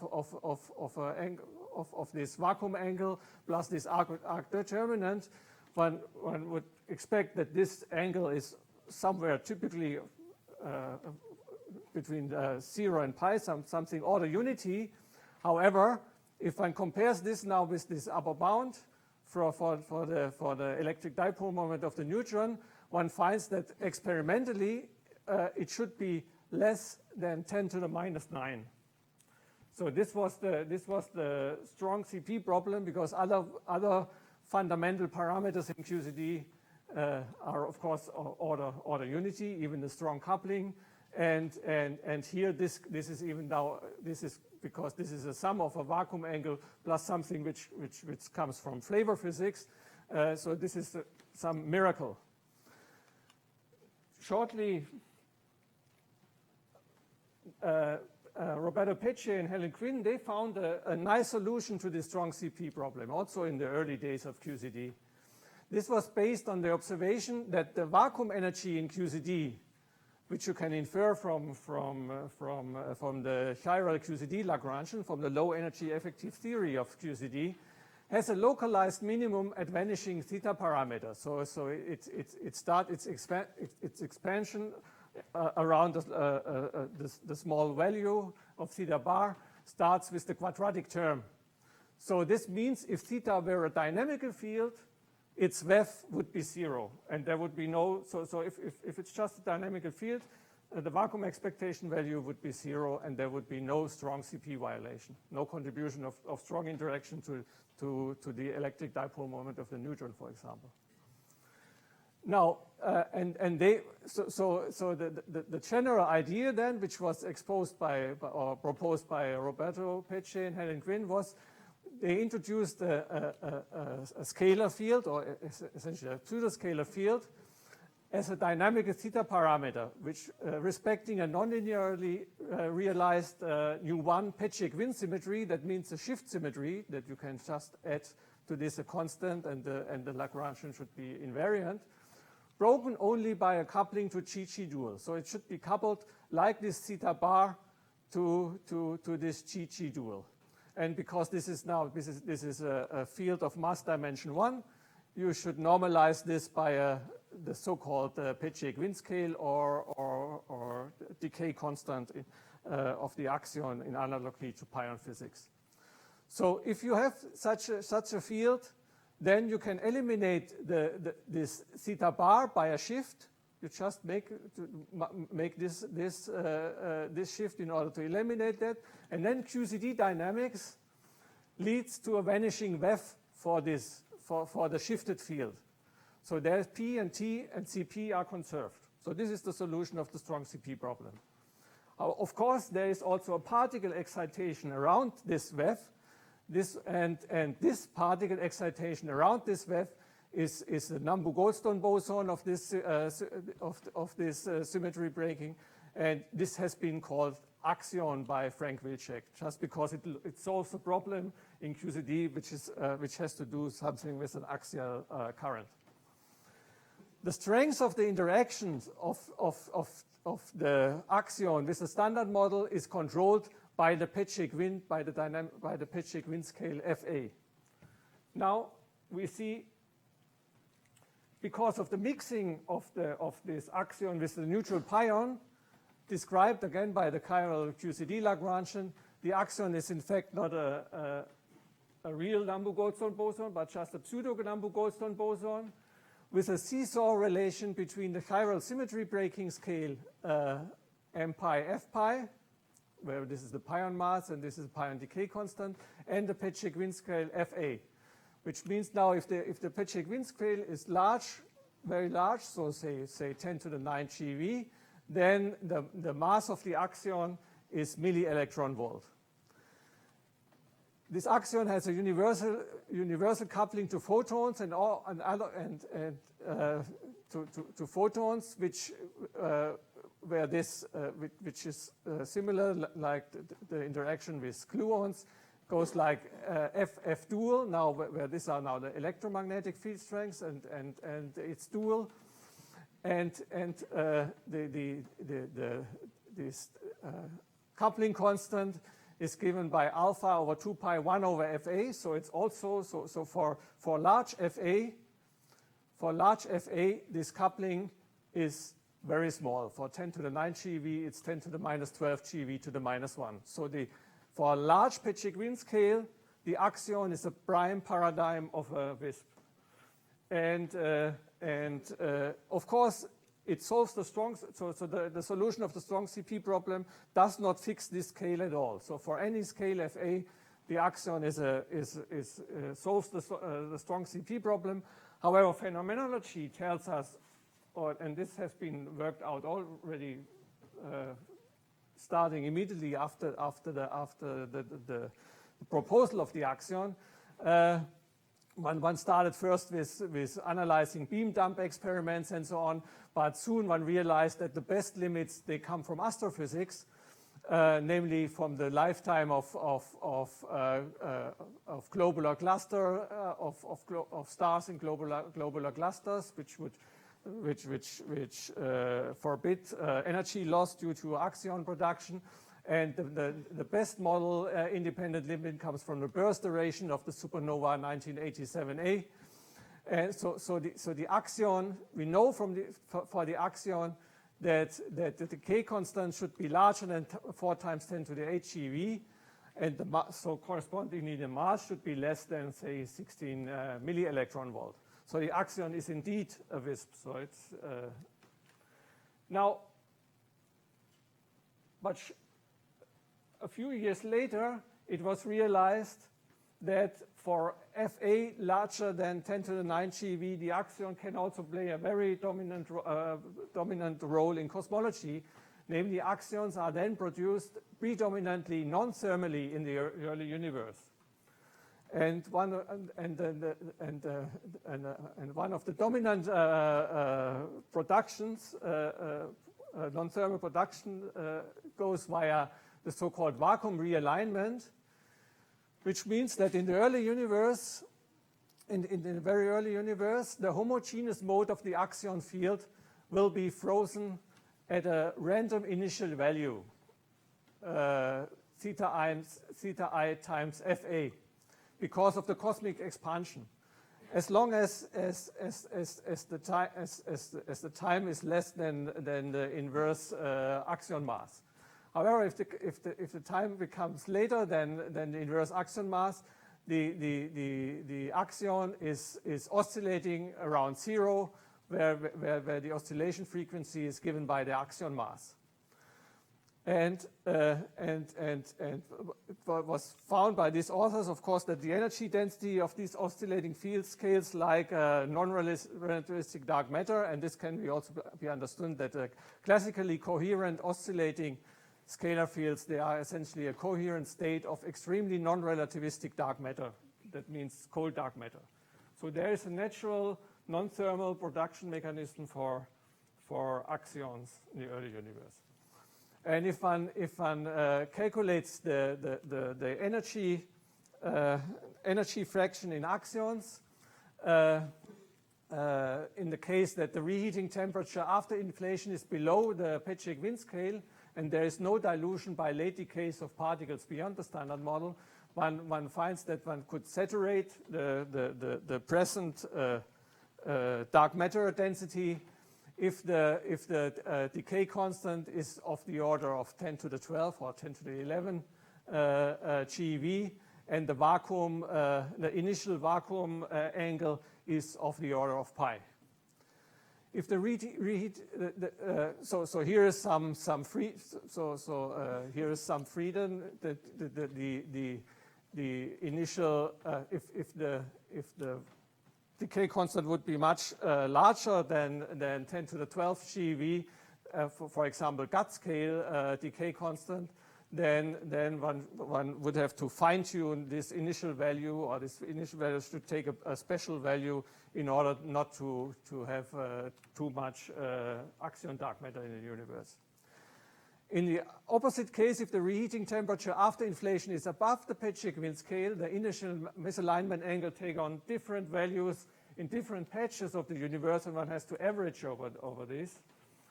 So then, in this case, one doesn't have this freedom. So then essentially this fixes the axion mass if one wants to have the axion to be the dark matter. And in this case, but in this case, also decay of cosmic strings and domain walls may provide for additional sources for axion dark matter, so that even for 10 to the 9 or less, 10 to the 9, that even for 10 to the 9 GeV Petric-Wind scale, one could have dark matter. Other bosonic wisps, such as axion-like particles, which I will refer to now for pseudo-Nambu goldstones from further U1 Petric-Winds, which are not coupling to GT dual, would also be produced via the vacuum realignment mechanism. And again, one finds that for light enough particles, so a particle below an electron volt, you need decay constants in the 10 to the 11 GeV range to saturate the present dark matter density. So there's a natural range for axion and axion-like particle cold dark matter, the so-called cosmic axion window between 10 to the 9 GeV and decay constants for the axions, or Petric-Wind scales for the axion, or for axion-like particles up to 10 to the 12 GeV, which is also sometimes called the intermediate scale, because it's about the square root, the geometric mean between the weak scale and the Planck scale. So for this, you get naturally axion and ALP cold dark matter. Correspondingly, there is a large third space for axion and ALP cold dark matter in the photon coupling. The photon coupling, as I have shown before, will go like alpha over 2 pi 1 times these decay constant. And if one looks, so in this, so here is, I have plotted the two photon coupling versus the mass of axion-like particles, or the axion. The axions, they live in this band because they have the universal prediction for their coupling to photons. But everywhere in this shaded region, axion-like particles could also be the dark matter. Now, still, we have no. So why should the scale be so? This is just phenomenologically driven or cosmologically driven. Why should the Petric-Wind scale be between 10 to the 9 and 10 to the 12 GeV? Is there anything special about that? So why should be the Planck scale or the gut scale? So there's one bottom-up theory motivation for the intermediate scale, which I find quite intriguing. So if you just look now for an embedding of this axion theory in a UV completion of the standard model, you can make a minimalistic global U1 Petric-V extension of the standard model by introducing, first of all, just extending the standard model by a singlet complex scalar field plus a vector-like color triplet It's similar to models which have been proposed by Kim, Schiffman, Weinstein, and Sakharov. And right-handed singlet Majorana neutrinos. And if you assign them Pecek wind charges like that, then the only allowed terms in the Lagrangian in the Yukawa interactions involving the Pecek wind charged fields are given by this. So this gives the normal mass term for the charged leptons. This gives a Dirac mass term for neutrinos. This gives a Majorana mass term for neutrinos, and this gives a mass term finally after symmetry breaking for this vector-like color triplet. And this is the most general Pecek wind invariant scalar potential, which involves the Higgs, this hidden complex scalar field, which will get a VEF V Pecek wind. And here is a Higgs portal term, mass dimension 4 term, which couples these both Higgses. And this simple model can explain simultaneously for intermediate scale vacuum expectation value of this singlet complex scalar field, can explain simultaneously the absence of strong interaction, where now the Pecek wind scale is in fact this symmetry breaking scale V Pecek wind. The axion itself is the Nambu-Goldstone boson from the symmetry breaking. So I expand this sigma field around the VEF, and the angular mode is the axion, which couples to Chi-Chi dual via the anomalous triangle graph of this vector light exotic color triplet. So there's no strong CP violation. There's you can explain the dark matter by the axion if this Pecek wind scale or this VEF is between 10 to the 9 and 10 to the 12 GeV. The masses of the active neutrinos you can calculate here, because if you get, so to say, a seesaw between this Majorana mass term and this Dirac mass term, which involves now the corresponding Yukawa couplings, times V squared over V Pecek wind. This is the electroweak VEF, and this is the Pecek wind VEF for Pecek wind VEF of 10 to the 12 GeV. And for reasonable Yukawa couplings, you get the 0.06 electron volt. So this is the normal seesaw effect. You get the baryon asymmetry of the universe through thermal leptogenesis by these decays. And this works best, as we well know, if the masses of the right-handed neutrinos are larger than 10 to the 9 GeV. So this VEF, this VEF should be of the order of 10 to the 12 or so. And the stability of the electron, you get even the stability of the electroweak vacuum through the scalar threshold effect through this Higgs portal term. So this is a very nice theory which could explain everything. Only inflation is not involved in that, but this explains dark matter and so on. And the only scale is this intermediate scale in this model. Now I come to a top-down theory motivation for intermediate scale. This is not so easy. So, here I take the string theory, string phenomenology. The 4D low-energy effective field theory, emergent from string theory, predicts very natural candidates for the axion, often even an axiverse containing not only the axion but additional axion-like particles. So one of these axions and alps, they arise as Kaluza-Klein zero modes of the 10D antisymmetric tensor fields, where the latter belong to the massless spectrum of the bosonic string.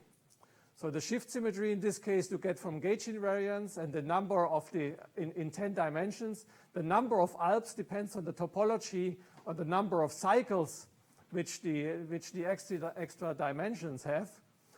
The Pecek wind scale for this closed string axions, unfortunately, is of the order of the string scale. So it's of the order of the Gatzgau between the Gatt and the Planck scale in the heterotic string case. but it can be typically lower even of the intermediate scale, 10 to the 10 GeV, in 2B compactifications, realizing brane worlds with large extra dimensions. So in these branches, you could expand, but often in these theories, the cosmology is not standard, and sometimes you have, or often you have a cosmological moduli problem if the string scale is so low. However, there are other axion-like particles also arising in string compactifications, namely they arise as Nambu-Goldstone's bosons from accidental Peccei-Quinn symmetries, which appear as low energy remnants of discrete symmetries from the compactification. In this case, the Peccei-Quinn scale is decoupled from the string scale and can be intermediate, but it's hard to predict even the value. Now, I have told you now a very strong physics case for axions. We have seen that in the string compactifications, we can have additional axion-like particles. So is there also a phenomenological motivation for axion-like particles? And there are some hints of axion-like particles which I would like to mention here.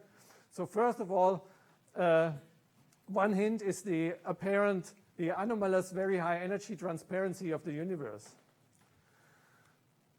Very high energy photon spectra from distant active galactic nuclei should show absorption features due to pair production at the extragalactic background light.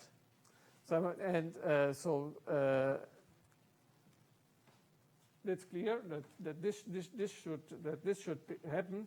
However, it seems that this prediction is in conflict with observations. So, as has been pointed by many authors since the last few years, in fact, there are. So this gives a summary of all the sources observed of HEN spectra observed with imaging atmospheric Cherenkov telescopes, and many of the sources extend in energy into the optical thick regime. So the spectra above this blue line, which corresponds to an absorption of e to the minus 1, is e to the minus 2, e to the minus 3, e to the minus 4. They should show absorption features. But if you look into the spectra, then there is obviously the absorption feature is missing. Also, most of these data points, the black are the directly measured data points. Most of these data points come from the optically thick regime, and if one corrects for the absorption to determine the intrinsic spectra, the intrinsic spectra even tend to show an uprise. A possible explanation of this fact could be given in terms of photon-Alp conversions in astrophysical magnetic fields. In astrophysical magnetic fields, due to these two photon interactions, a very high energy photon could oscillate with this probability into an axion-like particle, which can traverse the extragalactic background light without being absorbed, and can reconvert into a photon and can be seen then in the Earth. And in fact, this can help to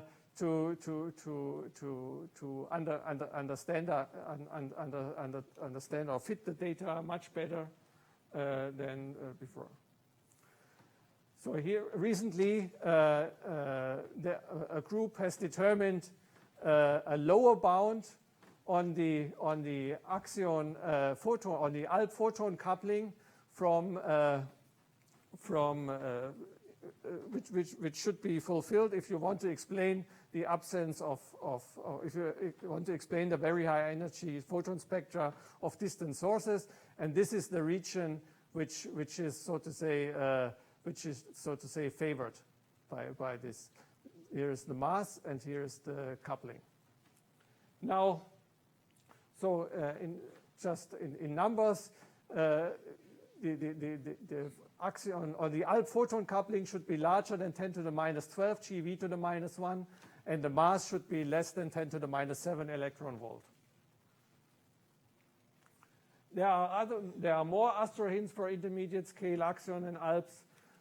For example, anomalous cooling of white dwarfs has been claimed to be seen in not only in the white dwarf's luminosity function, but also in the period degrees of pulsating white dwarfs, and in this case, it's not the photon coupling which is involved, but the coupling to the electrons. But for these constants of order unity, you get required Pecek wind scales of the order of 10 to the 9 if you want to explain this. Tomorrow we will hear a talk by Joe Conlon about hints of relativistic Alp background dark radiation in CMB, which is generated by modulus decay, and Alp decay to photons in magnetic fields of galaxy cluster. For example, the coma cluster may explain the observed X-ray excesses.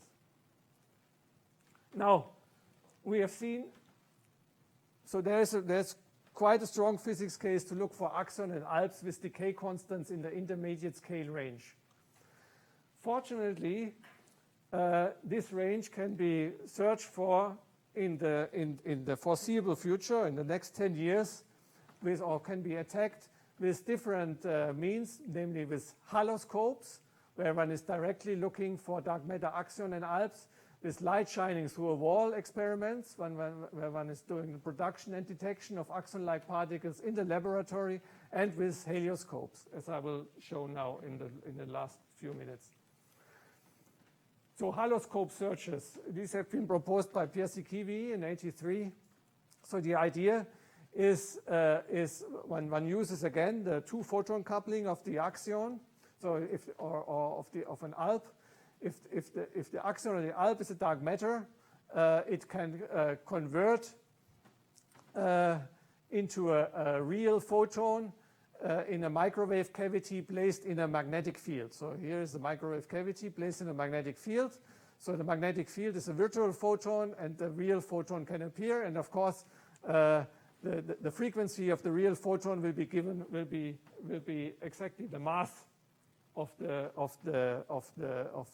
axion or the axion-like particle. So the best sensitivity you get if the mass equals to the resonance frequency of this cavity, because in this case the power output, which will be proportional to the coupling squared times the magnetic field squared times the the energy density of dark matter and the volume of the cavity, but it will be also proportional to the quality factor of the cavity, and this can be of the order 10 to the 5 or so. So you can enhance this.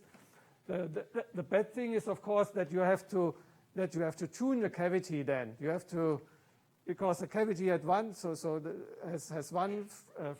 ground frequency, say a gigahertz, and then you have to detune the cavity in order to scan a whole parameter range if you want to keep this sensitivity. So there's an ongoing experiment, the ADMX experiment at the University of Washington in Seattle, which exploits a high Q cavity in an 8 Tesla superconducting solenoid. The search starts at 1 gigahertz towards higher frequencies. And here at DESI we are doing a pilot study, so-called WISP-DMX, which will exploit the high Q Hera proton accelerator cavity. One of these, even more of them fit into a H1 solenoid, which has only 1.1 Tesla, but we can start our searches 208 megahertz at smaller frequencies, where the power output inversely scales with the axion mass, so we don't lose so much. So this is, so we are doing at the moment a pilot study and have started without the magnet to look for wispy cold dark matter with this experiment. There is a proposed, so the problem with these experiments is that you have to tune to the cavity in order to use the resonance effect. Therefore, recently we proposed a broadband dish antenna search, which can really go broadband. The idea is that non-relativistic dark matter axions and ALPS can be converted or are converted into monogrammatic photons emitted from the surface of a spherical dish antenna placed in a background magnetic field. So if this is placed in the background magnetic field, the axion again, it excites the photons in the spherical dish, and the photons from the spherical dish are focused in the center where you can place a broadband detector. And the power at the center is now enhanced, so to say, by the area of the dish. And again, such a big 1 square meter dish or so would nicely fit into this Hera H1 solenoid. Now this is the sensitivity of the microwave cavity ADMX and dish antenna haloscopes. Here's the mass of axions or axion-like particles. Here's the 2-photon coupling. The gray area has already been probed by ADMX, and this green so ADMX has also even already dipped deeply into the axion preferred QCD axion preferred region, and this green region is the one which they can probe within this decade. The green region can be assessed by dish antenna experiments, so one can just scratch, so to say, the upper range of the axion line, but one can probe also for other dark matter. I will skip this and go directly to the light shining through wall searches. These are the most sensitive poorly lab experiments up to now. So the idea is to send laser line along a dipole magnetic field and place a wall in the middle of the experiment and have a magnetic field again on the other side, and here the axion or axion-like particle can in the magnetic field again go into a real photon which can be detected then. The most sensitive light shining through a wall experiment up to now was the Any Light Particle Search 1, ALPS 1 at DC, which used one superconducting Hera dipole, a 5 Tesla dipole, 1.2 kilowatt CW green laser, where we used we had a collaboration with people from the Albert Einstein Institute in Hanover, which are building also the LIGO, a gravitational wave laser, and just a CCD camera at the end. Since February this year, we got green light to start towards extension of ALPS to ALPS 2, where final data taking is planned for 2017. So the idea is now to increase the magnetic length substantially. We want to use 10 plus 10 superconducting Hera dipoles, 10 before, 10 after the wall, and place them in one of the straight sections of Hera. We have to move them then from the round sections to the straight sections. Then, as a laser, we want to store before the laser light in a cavity. We want to store 150 kilowatt infrared laser light, and want to resonantly regenerate behind the wall. So we have to frequency lock these two cavities to the same frequency. Then we can use the resonant regeneration behind the wall. So the sensitivity of these experiments is the following: of light shining through a wall. So this is the state of this was the state of the art, or the best experiment up to date is ALPS 1, which is still deeply in the excluded region. But the next step is this line. So we envisage an improvement by a factor of 3,000 in sensitivity in this coupling, and in particular we can probe large of this range where one could explain where one could explain the TV, anomalous TV transparency of the universe with axion-like particles. So this region can be probed now directly. So we can do, instead of the very high energy photons in the universe, they make, so to say, light shining through a wall, where the wall is the extragalactic background light. We have the same kind of B.L now in the laboratory, because in our case, the length is small, but B is large, and in the universe, B was quite tiny, but the length was enormous. But both are, in a sense, similar.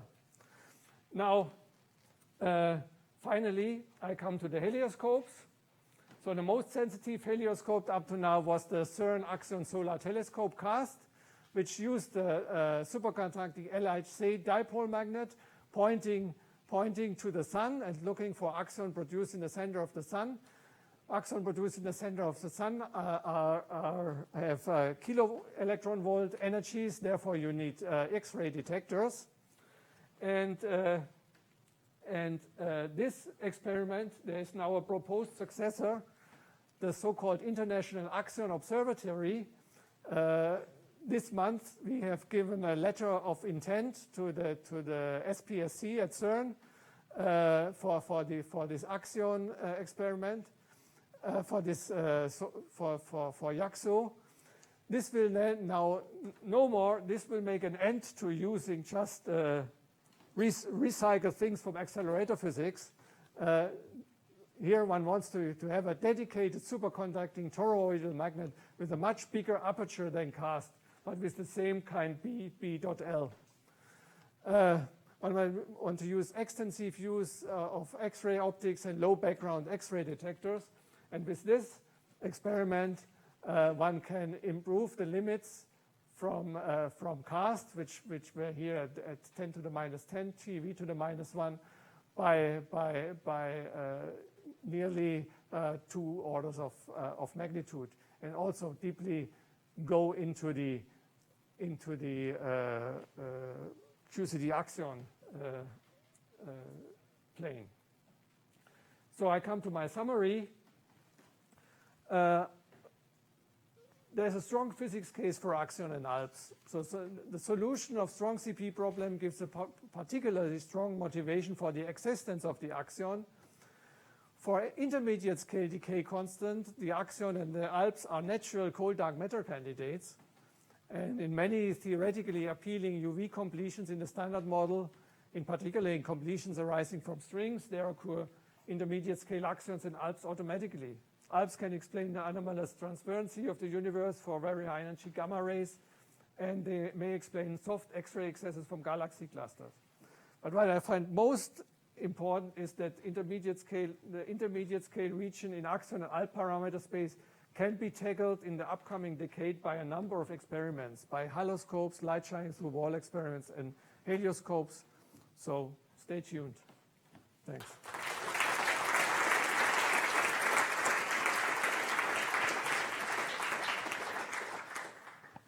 Thank you very much. We're running a bit behind schedule, but we'll perhaps just take a couple of questions.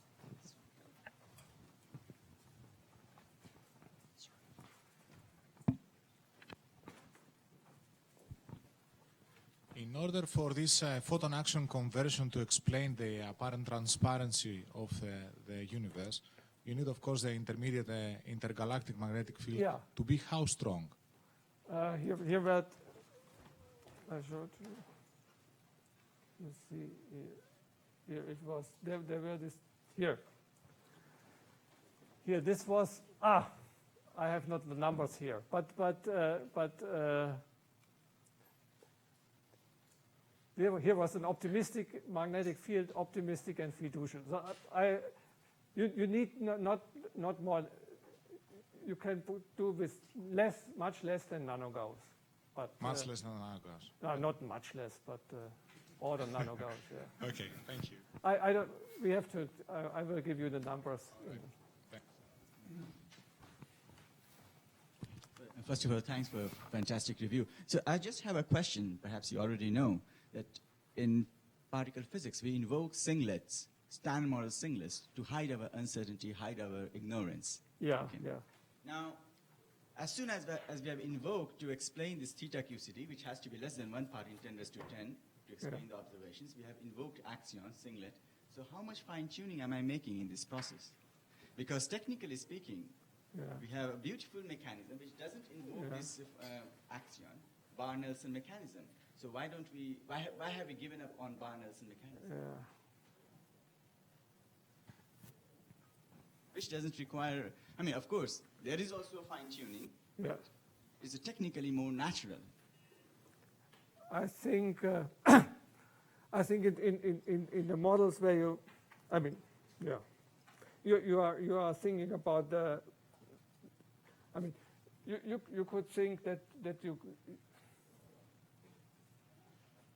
I mean, I understand that axion provides a window for us to look for it, a new particle, and we can spend money on it. There's no doubt about it. But the physical motivation, which was your second point, I mean, we equally have some other mechanisms. So why? I mean. Yeah, but yeah. So could you summarize what the other mechanisms are? Barr-Nelson mechanisms. Could you say what it is other than the name? Okay, so you require, I mean, in the weak sector, you require CP and P to be violated, I mean, to be broken spontaneously. So that's it. And then, of course, it's really kind of more than there isn't.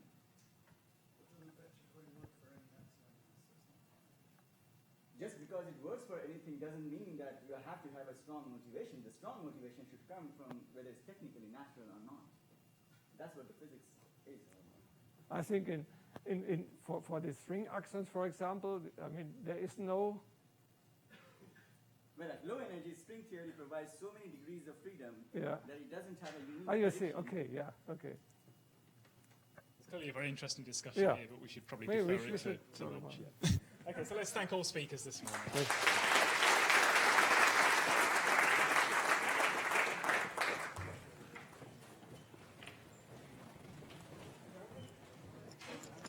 Can I just ask, I mean, there's nothing wrong with having high